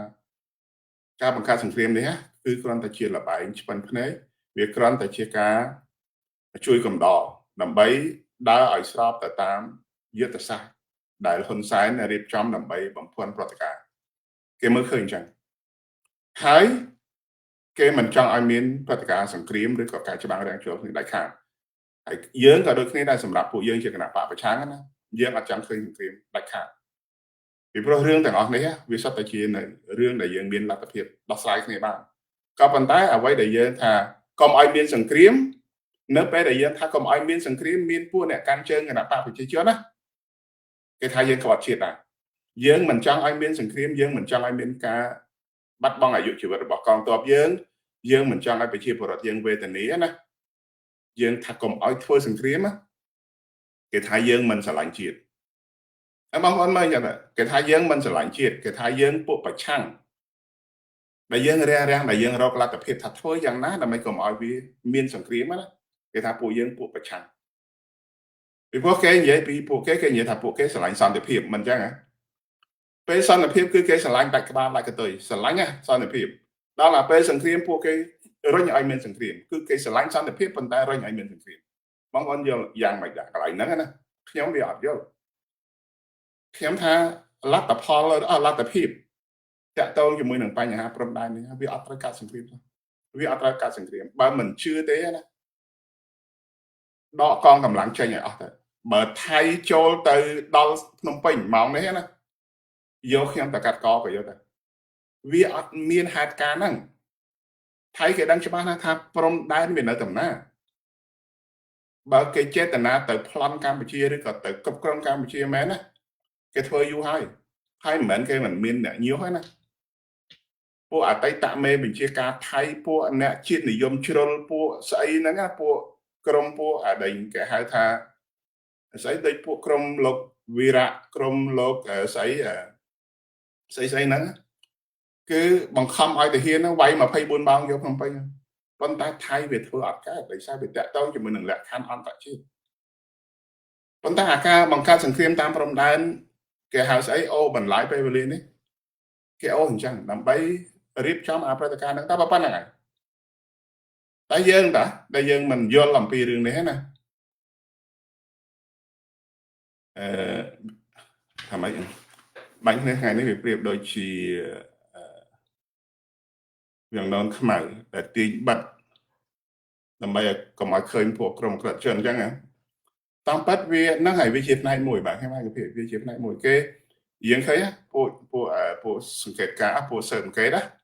ពួកសើសង្កេតកំពុងតែចូលពេញនៅក្រុងភ្នំពេញគ្រប់ទិសទីដើម្បីតាមរមាញ់ទៅហើយបើសិនជាមានកិច្ចសហការពីមន្ត្រីមូលដ្ឋានណាគឺគេចាប់បានហើយក្រុមពួកមេភេវកអស់ហ្នឹងណាក៏ប៉ុន្តែដោយសារហ៊ុនសែនលះដោយសារដែលសលខាលះហើយដោយសារពួកក្រុមហ៊ុនម៉ាណែតលះដូច្នេះវាមិនមែនជារឿងងាយប្រហែលទេវានឹងដល់ដំណាក់កាលមួយវាតទៅចាប់ពួកហ្នឹងមុន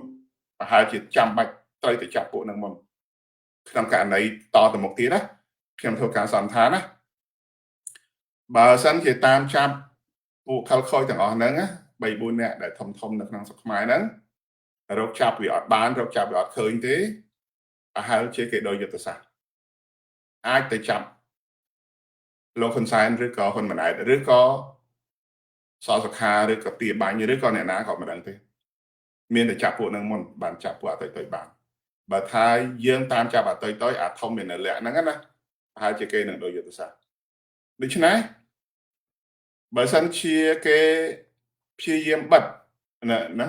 បងប្អូននឹងលុយបើសិនតែគេព្យាយាមបិទចឹងបានខ្ញុំជឿថាគេមានវិធីផ្សេងគេមិនអាចទុកពេលវេលាឲ្យដែលអង្គើភេរវកម្មឬក៏អក្រិតកម្មនឹងបន្តសកម្មភាពនឹងតទៅទៀតទេពីព្រោះបងប្អូនខ្លះអានេះព័ត៌មានពីខាងក្នុងហើយនឹងច្បាស់ការណាហើយខ្ញុំក៏មិននិយាយពីកន្លែងណាដែរក៏ប៉ុន្តែគ្រាន់តែជំរាបបងប្អូនថាការដែលរៀបចំបិទកាស៊ីណូធំនៅបវត្ត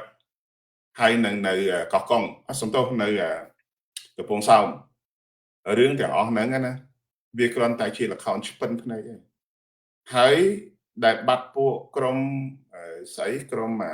ចម្រិតអនឡាញដែលនៅសល់តែតុកនៅសល់តែកៅអីនៅសល់តែសម្ភារៈហ្នឹងណាកុំភ្លេចថាពួកហ្នឹងណា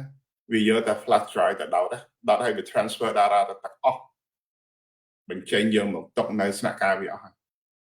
ដូច្នេះប្រព័ន្ធបញ្ជីនិងប្រព័ន្ធតួលេខប្រព័ន្ធស្អីហ្នឹងវាគេមានច្រើនហើយយ៉ាងនិយាយថាគេមានគ្រប់គ្រាន់គេមិនយកទាំងអស់ហើយប៉ុន្តែគេមានគ្រប់គ្រាន់សម្រាប់គេធ្វើជា reference ឬក៏ធ្វើជាផុសតាងក្នុងការ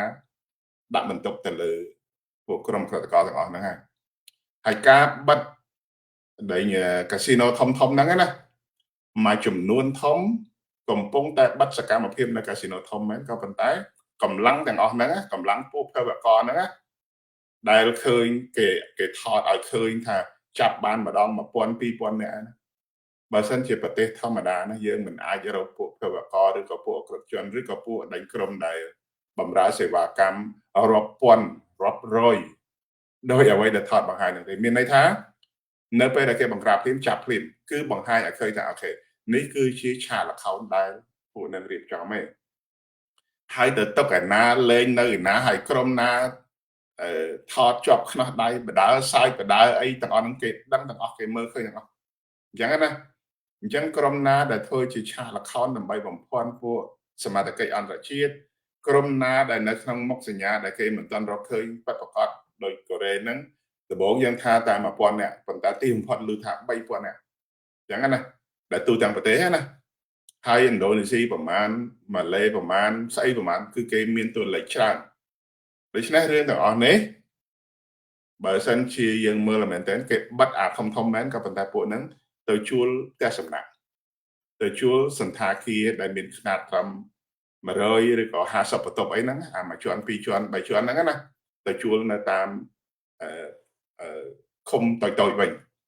ជាពិសេសគឺនៅក្នុងក្រុងដូចជាកំពង់សោមដូចជាបវត្តដូចជាកោះកុងដូចជាប៉ោយប៉ែតអីចឹងណាគឺចេញពីអាគារធំចេញពីអាគារដូច 5 star ចេញពីអាគាររបស់ Holiday ចេញពីអាគាររបស់ Crown ចេញពីអាគាររបស់ Genting អីជាដើមចេញពីអាគារធំហ្នឹងប៉ុន្តែទៅជួលនៅក្នុង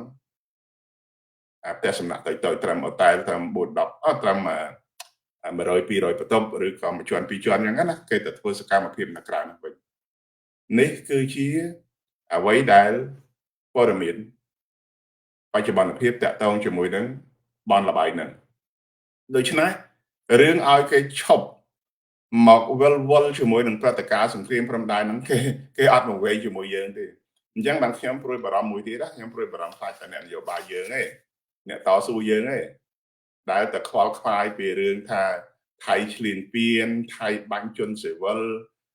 ការផ្ទុះក្របមីនហ្នឹងគឺជាមានចាស់មានថ្មីរវល់តែដេញដល់រឿងហ្នឹងទេរឿងអស់ហ្នឹងបងប្អូនកុំយកចិត្តទៅដាក់រឿងសំខាន់គឺសហការជាមួយសហរដ្ឋអាមេរិកឬក៏រកទិន្នន័យដូចខ្ញុំថាគេដកកម្លាំងពីអាគារធំចុះទៅធ្វើការនៅកន្លែងណាឥឡូវនេះកម្លាំងនៅកន្លែងណានិងអាគារកន្លែងណាក៏យើងដាក់កម្លាំងតាមដើម្បីយកទិន្នន័យទាំងអស់ហ្នឹងបញ្ជូនឲ្យទៅសមាជិកអន្តរជាតិប្រាប់ថាពួកក្រុមហ្នឹងនៅកន្លែងនេះក្រុមហ្នឹងកន្លែងនេះហើយតែខ្ញុំនិយាយកន្លែងនេះមិនមែនអត់ទាន់មានទេមានទាំងអ្នកដែលកំពុងតែស្ដាប់យើងនៅទីនេះក៏ជាក្រុមអ្នកដែលផ្ដល់ព័ត៌មានទាំងអស់ហ្នឹងមកឲ្យខ្ញុំឬក៏កំពុងតែផ្ដល់ព័ត៌មានទៅឲ្យអ្នកដទៃដែរដែលទិន្នន័យទាំងអស់ហ្នឹងវាបានទៅហើយណាវាបានទៅហើយរឿងគេចាត់ការវិធីណារបៀបណាលឿនប៉ុណ្ណារឿងរបស់គេប៉ុន្តែយើងក៏មកខលខ្វាយមិនមែនយើងមិនស្ដាយទេក៏ប៉ុន្តែព្រឹត្តិការណ៍ព្រំដែននេះណាដូចខ្ញុំនិយាយចឹងទោះថៃវាយទៅដល់ប៉ោយប៉ែតជីរណ្ដៅជំរឿ1គីឡូដីទៅក្រោមទៀតណាក៏ទឹកដីហ្នឹងវានៅតែជាទឹកដីខ្មែរទេកុំតែខ្វល់រឿងហ្នឹងយើងទេដែលនាំគ្នាទៅអំពល់ទៅវល់ជាមួយនឹងអារឿងហ្នឹងដែលវាមិនចាំបាច់ចឹងនិយាយចឹងណា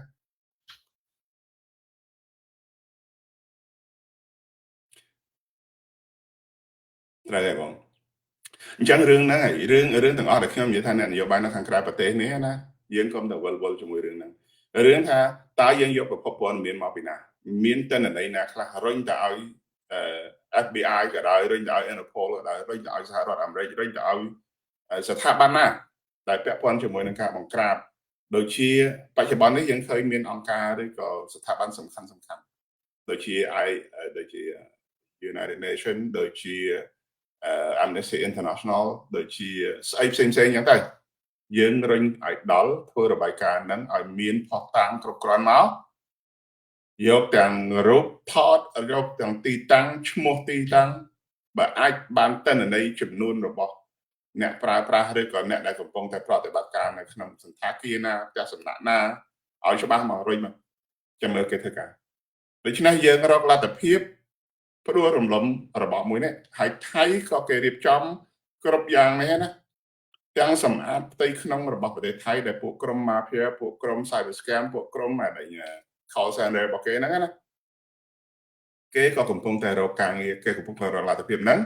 ហើយបំណងធំរបស់គេថា មិនមែនកម្ពុជាគឺជាប្រទេសដែលគម្រាមកំហែងដល់សុវត្ថិភាពរបស់ប្រទេសថៃទេពីព្រោះកម្ពុជាហើយនិងថៃគឺជាភូមិផងគេថាមិត្តផងរបងជាមួយណាក៏ប៉ុន្តែអ្នកដែលគម្រាមកំហែងដល់ប្រទេសថៃហ្នឹងគឺរបបហ៊ុនសែនដូច្នេះបំណងរបស់គេ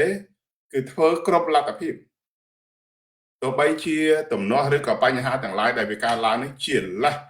ក្នុងការរកលទ្ធភាពដើម្បី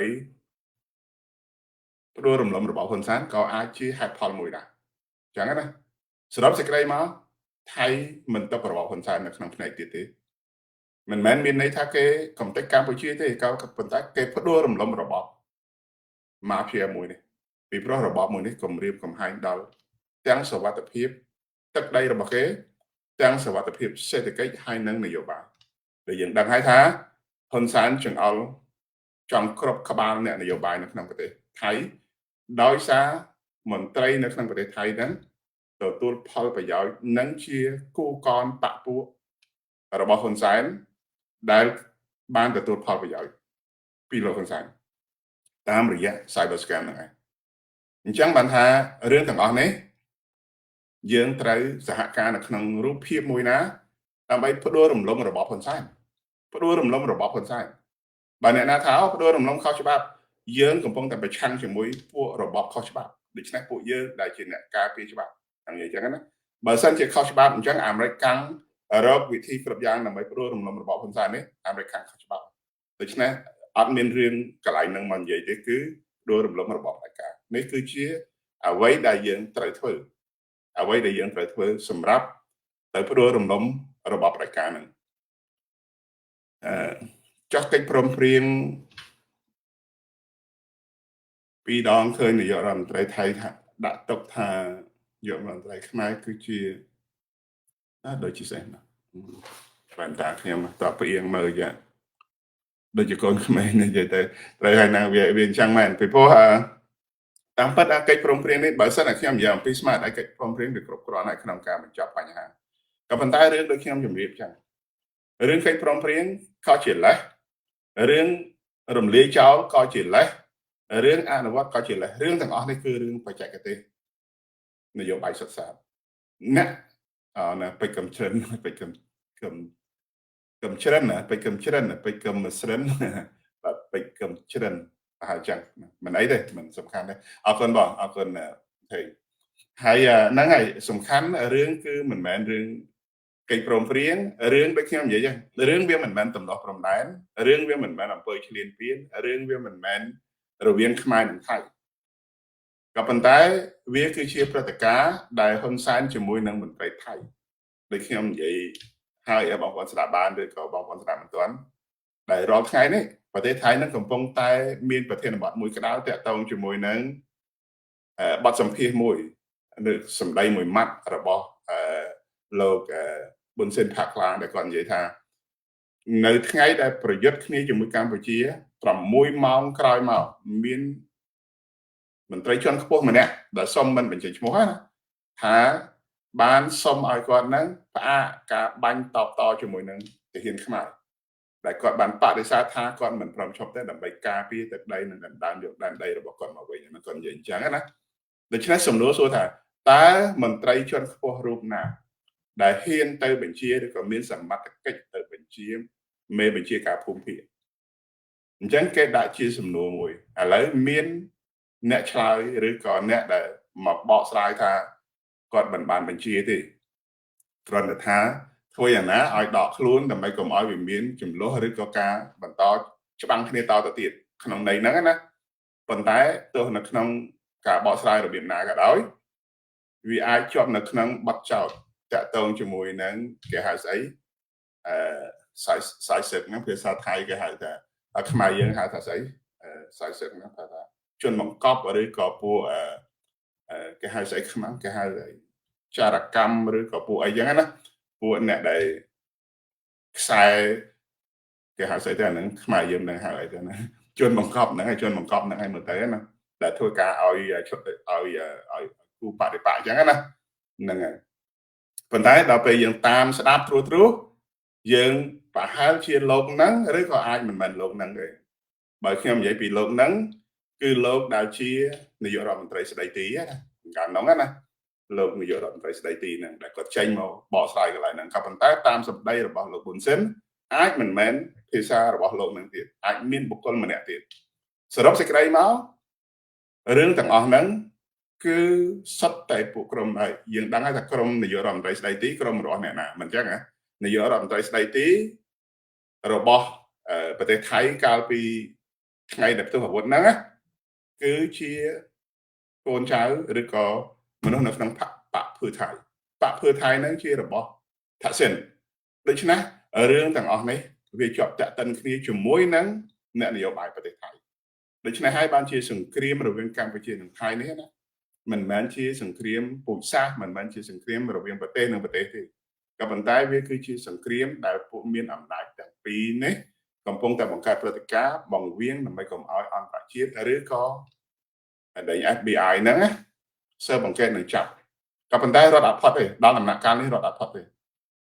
ហ្នឹងរដ្ឋអត់ផុតទេរឿងទាំងអស់គឺនៅកន្លែងហ្នឹងមកខ្ញុំសួរខ្ញុំតាមនាយករដ្ឋមន្ត្រីប្រទេសណាខ្លះដែលបានចាត់ទុកថានាយករដ្ឋមន្ត្រីកម្ពុជា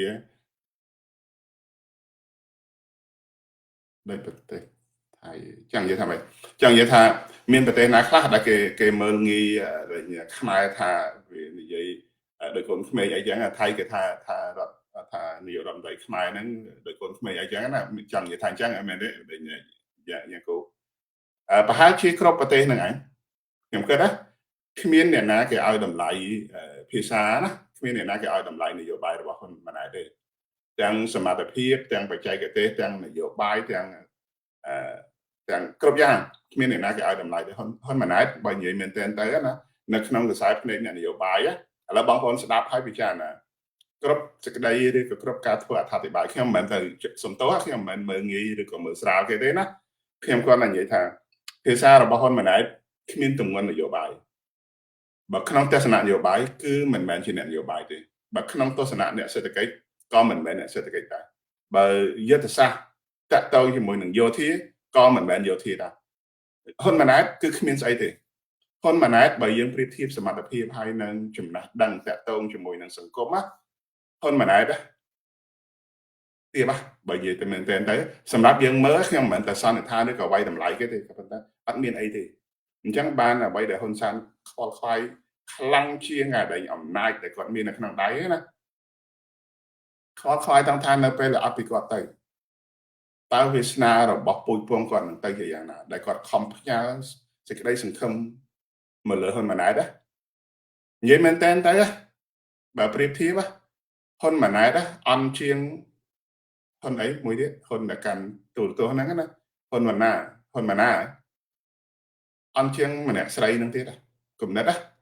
ម្នាក់ស្រីហ្នឹងនិយាយដឹងខ្ពស់ដឹងទាបដឹងវគ្គដឹងស្ដារខ្លះប៉ុន្តែហ៊ុនម៉ាណែតអត់មានដឹងអីទេនិយាយអត់ដឹងអីទេបងប្អូនស្ដាប់ដោយយកចិត្តទុកដាក់សម្ដីរបស់ហ៊ុនម៉ាណែតនិយាយទាំងយុទ្ធសាស្ត្រក៏គ្មានយុទ្ធសាស្ត្រនិយាយពីយោធាក៏គ្មានយោធានិយាយពីសេដ្ឋកិច្ចក៏គ្មានសេដ្ឋកិច្ចនិយាយពីនយោបាយក៏គ្មាននយោបាយនិយាយអំពីសង្គមសូន្យបណ្ដោយអានេះយើងនិយាយអំពីហ៊ុនម៉ាណែតណាបងប្អូនថ្លឹងថ្លែងខ្លួនឯងកុំឲ្យយកការសន្និដ្ឋានរបស់ខ្ញុំទៅធ្វើការសម្រេចចិត្តអញ្ចឹងណា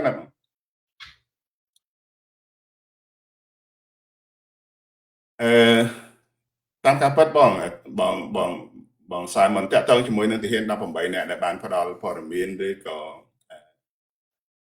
ការបកស្រាយទាំង lain ណាខ្ញុំជឿថាមកដល់ថ្ងៃនេះខ្ញុំគិតថា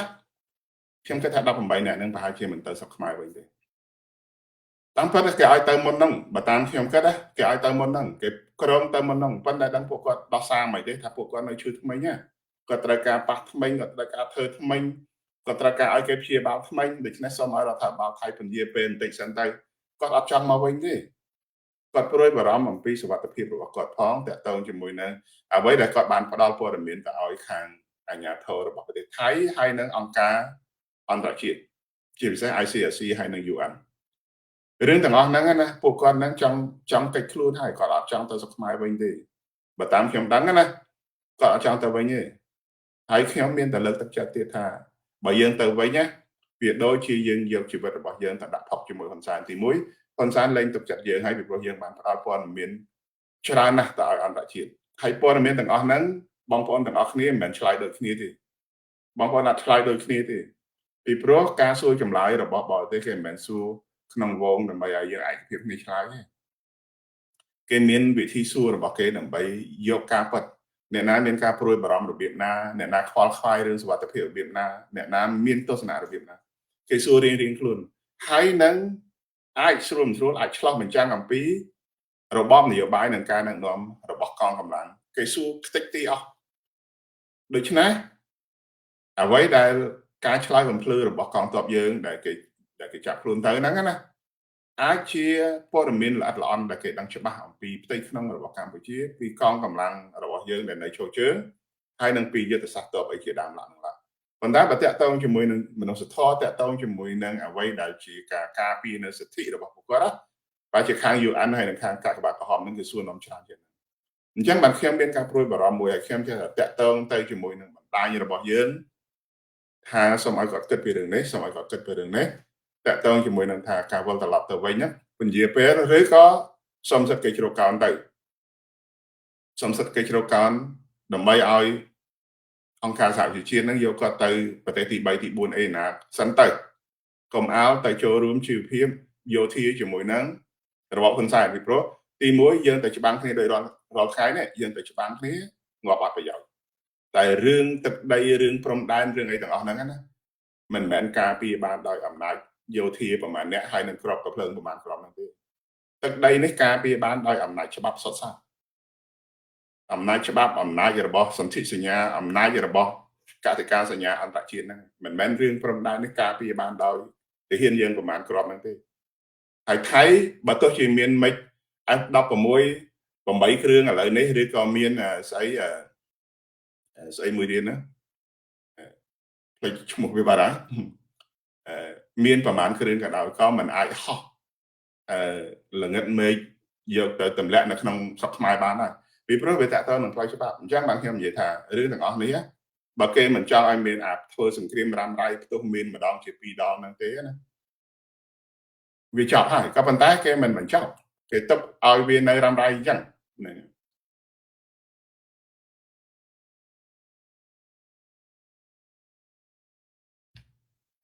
ខាងណាទេយើងនិយាយចាប់ពួកនេះហើយចាប់ពួក cyber scam បានហ្នឹងហើយផ្សេងសូមអរគុណហ្នឹងហើយរឿងចាប់ពួក cyber scam ហ្នឹងចាប់រាប់ពាន់អ្នកហ្នឹងណាប្រហែលជាចាប់គ្រាន់តែថតហើយហ្នឹងឲ្យលុយទៅទៀតឲ្យលុយទៅធ្វើការតទៀតចាប់ថ្ងៃយើងទៅថតបង្ហាញទៅយកឡើងទៅវិញអស់ចាប់រាប់ពាន់អ្នកទៅណាឥឡូវទៅណានៅកន្លែងណាមានអ្នកណាឃើញមានអ្នកណាដឹងធានាចេញទៅអស់ហើយមិនស្រួលហ្នឹងអញ្ចឹងណាហើយឥឡូវពួកអ្នកវាយគ្នាពីខាងអ្នកខ្លះថាគេកំតិចបនលបែងនៅស្អីនៅភូមិហ្នឹងណាហ្នឹងហើយនៅភូមិហ្នឹងថាគេវាយកំតិចបនលបែងកាស៊ីណូហ្នឹងច្រើនណាស់មិនមែនទេគេកំតិចអាគារចាស់ចាស់គេថតយកមកឲ្យយើងមើលទៅអាគារអត់មានមនុស្សណាហើយមនុស្សហ្នឹងគេចម្លៀសចោះចម្លៀសឡើងពេញហ្នឹងឯងគេនៅតែធ្វើការធម្មតាទេហើយនឹងមានក្រុមមួយចំនួនហ្នឹងដែលថាកិច្ចខ្លួនកិច្ចអីណារត់ពីភូមិមកខ្មែរឥឡូវបងប្អូនគិតមើលរត់ពីភូមិមកខ្មែរមិនមែនជិះយន្តហោះមកណាជិះឡានមកហើយបើជិះយន្តហោះក៏ថាយន្តហោះទៅចុះឡើងពីកន្លែងណាណាបើសិនជិះយន្តហោះរួចហើយទៅចុះនៅកន្លែងណាអានោះទី1ទី2ជិះឡានមកជិះពីកន្លែងណាមកកន្លែងណាបានមកដល់ស្រុកខ្មែរពពាក់ពពូនយ៉ាងមើលហេតុអីមកតាមផ្លូវណាវាមិនមកតាមផ្លូវថៃអញ្ចឹងថៃហ្នឹងក៏ជាផ្នែកមួយនៃប្រព័ន្ធនៃ organized crime ហ្នឹងដែរអញ្ចឹងហើយបានជាគេត្រូវតែបោះសម្អាត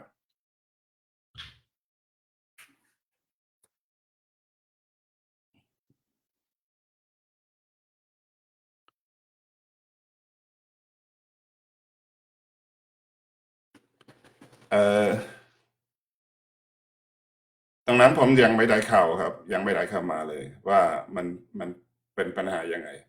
จริงๆแล้วประชาชนไม่น่าจะไปตรงนั้นเพราะว่าตอนนี้มันกำลังมีปัญหากันนะบัญชวันผมยังไม่ทราบว่ามันเป็นอะไรที่มันเกิดที่นั่นนั่นไงบางคนยังสู้ถามវារឿងហេតុយ៉ាងណាតើតើជាមួយនឹង ទោះអាវុធនៅខាងនងចាន់ហ្នឹងណាព័ត៌មានការពិតទៅខ្ញុំដឹងអត់ច្បាស់ខ្ញុំអត់ដឹងអត់ពិតទេដឹងថាមានការទោះអាវុធនឹងបាញ់ពលរដ្ឋក៏ប៉ុន្តែខ្ញុំកំពុងតែសង្ស័យថាហេតុអីបានជាពលរដ្ឋទៅកន្លែងហ្នឹងហើយអ្នកណាអ្នកបាញ់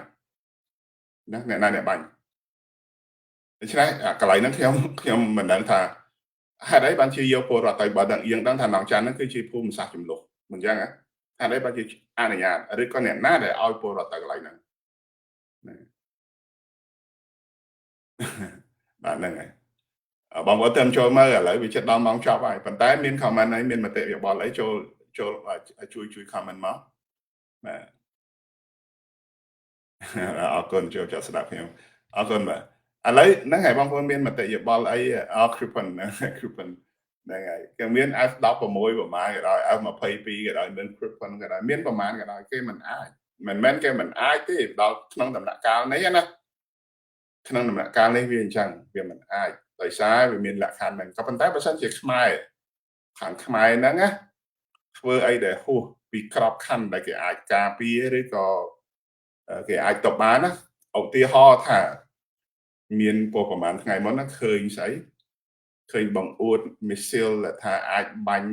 រយៈចម្ងាយជាង300គីឡូឬក៏500គីឡូឬក៏ប្រហែលទេដែលបានមកពីរុស្ស៊ីបានមកពីចិនបានមកពីអីខ្ញុំមិនដឹងខ្ញុំមិនសិក្សារឿងហ្នឹងពីព្រោះវាមិនអាចចង់បាញ់ទៅបាងកកចង់បាញ់ទៅអីបាញ់ទៅបាងកកស្អាមើលខ្ញីឥឡូវនេះបាញ់ទៅបាងកកស្អាមើលខ្ញីកុំតែថាដល់ទៅមីស៊ីលឲ្យតែថាយកយន្តហោះមួយទៅទម្លាក់ក្របបែកប្រព័ន្ធកដៃហ្នឹងក៏ខ្ញីដែរខ្ញុំប្រាប់ចឹងណាខ្ញីដូចគ្នាហ្នឹងប៉ុន្តែរឿងថាវាមិនអាចណារឿងវាមិនអាច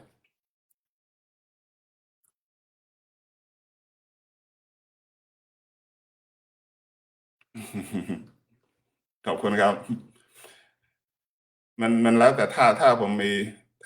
ถ้าผมมีข้อมูลที่มันเชื่อได้ผมจะเอามาพูดอยู่ที่นี่ตอนนี้พูดไม่ค่อยออกอะพูดไม่ค่อยออกไม่ค่อยได้พูดภาษาไทย អរគុណហ្នឹងហើយបងប្អូនយើងអញ្ចឹងមិនថាបើសិនជាតាក់ទងជាមួយនឹងរឿងថាចង់លោចង់សាកចង់កម្រើកយើងមិនមែនទៅមើលស្រាលមើលងាយមើលទៀបអីទេក៏ប៉ុន្តែយើងត្រូវទទួលស្គាល់ថាសភាវុធយើងអន់ជាងគេកម្លាំងតបយើងអន់ជាងគេលទ្ធភាពយើងតិចជាងគេប៉ុន្តែបើថាចង់សាកអញ្ចឹងបានមិនហ៊ានយើងនិយាយមែនទេហ៊ុនសែនមិនហ៊ានទេហើយនៅក្នុងពេលដែលហ៊ុនសែនមិនហ៊ាននេះថៃក៏គេមិនធ្វើដែរជឿខ្ញុំទៅថៃគេមិនធ្វើទេពីព្រោះគេគ្មានមហិច្ឆតាណាទៅប្លន់យកទឹកដីទៅឈ្លានពានគេគ្មានសំខាន់គឺគេចង់បង្ក្រាបហ៊ុនសែនអញ្ចឹងបានយុទ្ធសាស្ត្រគេរាល់ថ្ងៃណាមិនមែនរឿងប្រើសភាវុធកងកម្លាំងដើម្បីឲ្យស្លាប់ដើម្បីឲ្យវាអន្តរាយអីតទៅទៀតទេពីព្រោះគេក៏គិតពីរឿងហ្នឹងដែរហើយគេមើលឃើញទៀតហ៊ុនសែនងាប់លទ្ធរបបនយោបាយខ្ញុំចង់និយាយយ៉ាងមិនជីវិតហ៊ុនសែនរបបនយោបាយហ៊ុនសែនងាប់គឺដោយអំណាចសេដ្ឋកិច្ចហ្នឹង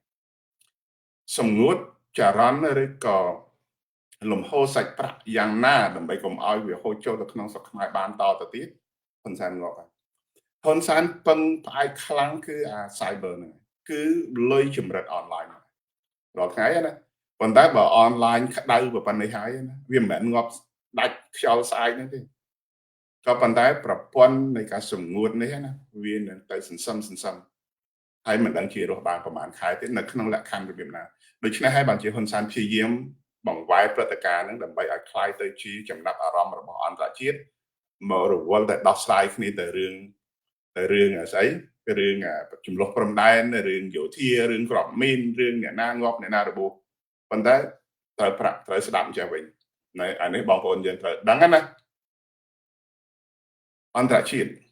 នៅបរទេសមិនមែនមានស្ថាប័នតែម្នាក់ឬក៏តែមួយក្រុមឬក៏តែនៅលើអំណាចរបស់បុគ្គលណាទេមិនមែនដូចស្រុកខ្មែរដែលនៅអំណាចក្រុមយ៉ាងនៅលើហ៊ុនសែនណាមិនមែនអញ្ចឹងទេក្រុមពួកស៊ើបការក្រុមពួក FBI ក្រុម Interpol ក្រុមដែលចាប់គេហៅស្អីអ្នកបង្កកទ្រព្យសម្បត្តិក្រុមឯករាជ្យរៀងខ្លួនអត់គេមានស្ថាប័នរបស់គេរៀងខ្លួនរឿងព្រំដែនរឿងចំនួនរឿងដែលឡែកមានក្រុមរបស់គេធ្វើការដូច្នេះកុំនិយាយថាបើមានបញ្ហាព្រំដែនយ៉ាងហើយគេឈប់តាមដានរឿងចាប់រឿងតាមចាប់ស្អីឈិនសេរឿងតាមចាប់រឿង អ្នកណាដតីទៀតហ៊ុនតូហ៊ុនអីហ្នឹងណាមិនមែនទេបងប្អូនមិនមែនទេក្រុមតាមចាប់គេមានអង្គភាពរបស់គេរឿងតាមចាប់ហ្នឹងក្រុមស៊ើបអង្កេតគេមានក្រុមរបស់គេស៊ើបអង្កេតថាអ្នកណាបំបែកខ្លួនទៅកន្លែងណាទៅប្រើអូតាណាគេមានក្រុមស៊ើបអង្កេតរបស់គេមិនគេឡៃទៅរវល់រឿងថាអូផ្ទុះមេនហ្នឹងហើយពួកទាំងអស់ហ្នឹងមកតាមស៊ើបការរឿងផ្ទុះមេនអត់ទេរឿងខុសគ្នាដូច្នេះរឿងទាំងអស់នេះយើងគំនិតត្រូវតែយល់ថាហ៊ុនសែនជាអ្នកបង្កើតព្រឹត្តិការណ៍នេះដើម្បីអូបន្លាយពេលវេលាក៏ប៉ុន្តែអូអត់រួចទេបង្កើតកាន់តែច្រើនស្មុកស្មាញកាន់តែច្រើនឥឡូវនេះខ្ញុំមិនមែនបន់ទេក៏ប៉ុន្តែបើសិនជានោះវាជារឿងពិតណាបើសិននោះជារឿងពិតក៏ជាសម្ពាធមួយដែរយើងដឹងថាមានបងប្អូនថៃនៅទីនេះស្ដាប់ថាពលករខ្មែរដែលនៅក្នុងប្រទេសថៃពីមុនរដ្ឋាភិបាលសម្រួលឲ្យថាបងប្អូនណាដែលអស់សុពលភាពឯកសារអាចទៅសុំបន្តធ្វើការងារបានគេថែមឲ្យមួយឆ្នាំ free ដែលអត់គិតលុយប៉ុន្តែបរិយាកាសនឹងផ្លាស់ប្ដូរហើយហេតុអីបានផ្លាស់ប្ដូរពីព្រោះនេះគឺជាដង្កៀបមួយថែមទៀតវាសត្វតែយើងរឿងនយោបាយទាំងអស់ហ្នឹងបងប្អូនដង្កៀបមួយថែមទៀតចង់ថាបើកម្មករយើងអត់ការងារធ្វើកម្មករយើងអត់មានឯកសារផ្លូវច្បាប់នៅក្នុងប្រទេសថៃហួសកំណត់ពេលណាគេចាប់បញ្ជូនហើយឥឡូវនេះពីមុនភូមិដងនៅខាងឡាមគេបើកផ្លូវឲ្យកម្មករយើងចេញណាចេញទៅស្រុកខ្មែរបានប៉ុន្តែថ្ងៃនេះបិទឆឹងបងប្អូនចង់ចេញជិះយន្តហោះទៅអានេះនៅជិះយន្តហោះបានបន្តិចទៀតយន្តហោះលេងឲ្យហោះចូលស្រុកខ្មែរយន្តហោះពីថៃលេងឲ្យហោះចូលស្រុកខ្មែរចង់ហោះពីថៃឡើងទៅហុងកុងសិនទៅចាំចុះពីហុងកុងមកចូលសៀមរាបវិញទៅតជើងយន្តហោះហ្នឹងព្រោះសេដ្ឋកិច្ចរវាងខ្មែរនិងថៃគេផ្ដាច់សុទ្ធតែជាយុទ្ធសាស្ត្ររបស់គេខ្ញុំនិយាយថា6ចំណុចរបស់គេណាខ្ញុំនិយាយយូរហើយតាំងពីដំបូងមកគេអនុវត្តហើយរឿងបិទព្រំដែនទាំងស្រុងរឿងបិទគមនាគមន៍ទាំងស្រុងរឿងបិទទូរគមនាគមន៍បន្តិចទៀតដល់ពេលបិទទូរគមនាគមន៍វារាល់ថ្ងៃដែលបិទទូរគមនាគមន៍មិនទាន់បានដោយសារពួកអ្នកដែលមានផលប្រយោជន៍ជាមួយនឹងហ៊ុនសែនហ្នឹងនៅតែការពារកន្លែងរឿងកន្លែងហ្នឹងហើយដែលវានៅបញ្ហាប៉ុន្តែនៅពេលដែលការស៊ើបអង្កេតរបស់ក្រមពួកហ្នឹងកាន់តែច្រើនហ៊ុនសែនកាន់តែប្រឈមនេះរឿងទាំងអស់នេះឲ្យបងប្អូនមើលចឹងថាបើសិនជាកម្មករយើងទៅដល់ស្រុកកាន់តែច្រើនទីផ្សារការងារកាន់តែគ្មានឱកាសនៅក្នុងការបង្កើតផលឬក៏រកប្រាក់ចំណូលដើម្បីចិញ្ចឹមជីវិតកាន់តែខ្វះនេះគឺជាបច្ចេកទេសរបស់អ្នកចិត្តខាងយើងប្រទេសថៃឬក៏ដទៃទៀតគេដាក់សម្ពាធឲ្យប្រជាពលរដ្ឋខ្មែរផ្ទុះបើប្រជាពលរដ្ឋខ្មែរសុខចិត្តដាច់ពោះស្លាប់នៅលើចិញ្ចើមផ្លូវដើម្បីការពារអំណាចហ៊ុនសែនអាហ្នឹងរឿងរបស់ប្រជាពលរដ្ឋខ្មែរទេប៉ុន្តែសម្រាប់បរទេសគេអត់មាន favor អីជាមួយយើងទេគេរុញយើងឲ្យយើងរស់នៅជាមួយហ៊ុនសែនកំដៅហ៊ុនសែនចឹងទៅបើយើងមើលកន្លែងហ្នឹងយល់យើងធ្វើនយោបាយក៏ត្រូវយើងធ្វើតំណែងតំណងជាមួយនឹងអង្គភាពនានាក៏ត្រូវហើយខ្ញុំជឿទៀតថានៅក្នុងម៉ោងនេះណាប្រទេសថៃគេរងចាំរដ្ឋាភិបាលនៅប្រទេសដើម្បីទៅជជែកគ្នាអំពីថាតើធ្វើយ៉ាងណាដើម្បីផ្ដួលរំលំរបបមួយដែលមានហានិភ័យសម្រាប់ប្រទេសជាតិរបស់គេខ្ញុំជឿថាគេរងចាំយើងកន្លែងហ្នឹងដូច្នេះយើងអត់បោះបង់ឱកាសហ្នឹងយើងត្រូវតែរកលទ្ធភាពដើម្បីស្វែងរកឱកាសសម្រាប់ទៅផ្ដួលរំលំរបបហ៊ុនសែនដោយវិធីណាខ្ញុំមិនអាចនិយាយបានទេក៏ប៉ុន្តែបងប្អូនត្រូវជឿថារបបហ៊ុនសែនមិនអាចរកតទៅទៀតបានអានេះគឺជាទស្សនៈហើយនឹងព្រឹត្តិការណ៍ទាំងសង្គមទាំងនយោបាយទាំងមូលដ្ឋានទាំងតំបន់ទាំងអន្តរជាតិគឺគេទៅផ្ដួលរំលំរបបផ្ដាច់ការហើយមូលហេតុដែលផ្ដួលរំលំនៅពេលដែលច្បាប់នេះចេញជាធរមានច្បាប់សហរដ្ឋអាមេរិកបោះសម្អាតហ្នឹងណាគឺលោកហ៊ុនសែនគេចាប់គេអត់ទុកទេពីព្រោះហ៊ុនសែនកំពុងតែលាក់ពួកអក្រិតកោច្រើនណាស់ដែលនៅក្នុងប្រព័ន្ធគ្រប់គ្រងអំណាចរបស់គាត់ហើយហ៊ុនសែននៅតែជឿថាគេមិនអាចធ្វើអីគាត់កើតអានេះអ្វីដែលខ្ញុំសន្និដ្ឋានណាតកតងជាមួយនឹងព្រឹត្តិការណ៍ទាំងអស់នេះដោយសារគេគិតថាអន្តរជាតិនៅចិញ្ចឹមហ៊ុនសែន ដើម្បីតស៊ូគេហៅស្អីគេហៅតស៊ូមតិឬក៏ដើម្បីចរចាឬក៏អូសបន្លាយក៏ប៉ុន្តែអត់ទេជំរើសហ្នឹងគេលែងប្រើបើចាប់ឈិនស៊ីមិនបាននៅក្នុងពេលនេះឆាប់នេះណាក្រុមណាមួយរបស់លោកហ៊ុនសែនត្រូវគេចាប់ហើយមិនមែនរឿងចាប់តអញចេញពីប្រទេសទៅប្រទេសណាបានអង្គពលចាប់មិនមែនទេវាអាចបើសិនជា Navy SEAL ឬក៏បើសិនជា 707 ឬក៏បើសិនជា CNI របស់សិង្ហបុរីអីចុះចាប់អានឹងខ្ញុំមិនដឹងទេប៉ុន្តែពួកកំមង់ដូថៃក៏គេមិនទុកដែរបើសិនជាជាប់តាក់ទិនជាមួយនឹងប័ណ្ណចោលទាំងឡាយដែលគេកំពុងតែដាក់ពាក្យបណ្ដឹងទៅតុលាការអន្តរជាតិដាក់ពាក្យបណ្ដឹងទៅតុលាការក្នុងប្រទេសរបស់គេឬក៏ស្នើសុំនឹងជូនដំណឹងតាក់ទងជាមួយនឹងអន្តរាគមន៍ដើម្បីរំដោះពលរដ្ឋថៃដែលគេសម្លាប់ចោលរាល់ថ្ងៃនៅក្នុងកាស៊ីណូអីហ្នឹងណាកុំភ្លេចថាតែគេជូនដំណឹងទៅតែស្អីក្រមរក្សាសន្តិសុខដែលរបស់អង្គការសហប្រជាជាតិហ្នឹងណាតែគេជូនដំណឹងឲ្យគឺគេកំងដូចចាត់ព្រឹបឥឡូវហ្នឹងហើយកុំថាទូលកសាងគេស្គាល់ច្រកចេញច្រកចូលអស់ហើយហ្នឹងហើយអាផ្ទះហ៊ុនតូលូក្រំដៃទៅផ្សារសវណ្ណាហ្នឹងគេស្គាល់ផ្លូវអស់ហើយដូច្នេះរឿងទាំងអស់ហ្នឹងអត់មានរួចខ្លួនទេអញ្ចឹងណាខ្ញុំបានឲ្យរឿងហ្នឹងវាកើតឡើងឆាប់ប៉ុន្តែសម្រាប់ថ្ងៃនេះខ្ញុំអរគុណនៅក្រុមមតិយោបល់របស់បងប្អូនដែលបានចូលរួមហើយនឹងចែករំលែកព័ត៌មានហើយខ្ញុំរងចាំមើលសំណួរដែរតាមការពិតទៅណាសំណួរតាក់ទងជាមួយនឹងចំនួនព្រំដែនណាក៏ប៉ុន្តែខ្ញុំមិនឃើញសំណួរណាមកហើយឬក៏បងប្អូនចេះតែហាយអើតាមខ្ញុំដែរឬក៏យ៉ាងណាខ្ញុំក៏មិនដឹងដែរក៏ប៉ុន្តែខ្ញុំមើលឃើញនេះជាទស្សនៈរបស់ខ្ញុំអញ្ចឹងណាបងប្អូនអញ្ចឹងបងប្អូនពេលក្រោយៗបងប្អូនមានសំណួរមានចម្ងល់ណាតាក់ទងជាមួយនឹងរបបហ៊ុនសែនគេចង់សួរខ្ញុំយ៉ាងណាបងប្អូនដាក់សំណួរមកកន្លែងនេះមកដើម្បីឲ្យបងប្អូនយើងទាំងអស់គ្នានឹងបានឃើញបានឮទាំងអស់គ្នាបាទបានអរគុណបងប្អូនទាំងអស់គ្នាបាទអរគុណបងប្អូនទាំងអស់គ្នាហើយសូមសុបិនល្អហើយរីករាយសួស្តីសុខសប្បាយសុខភាពល្អទាំងអស់គ្នាបាទជំរាបលាបាទ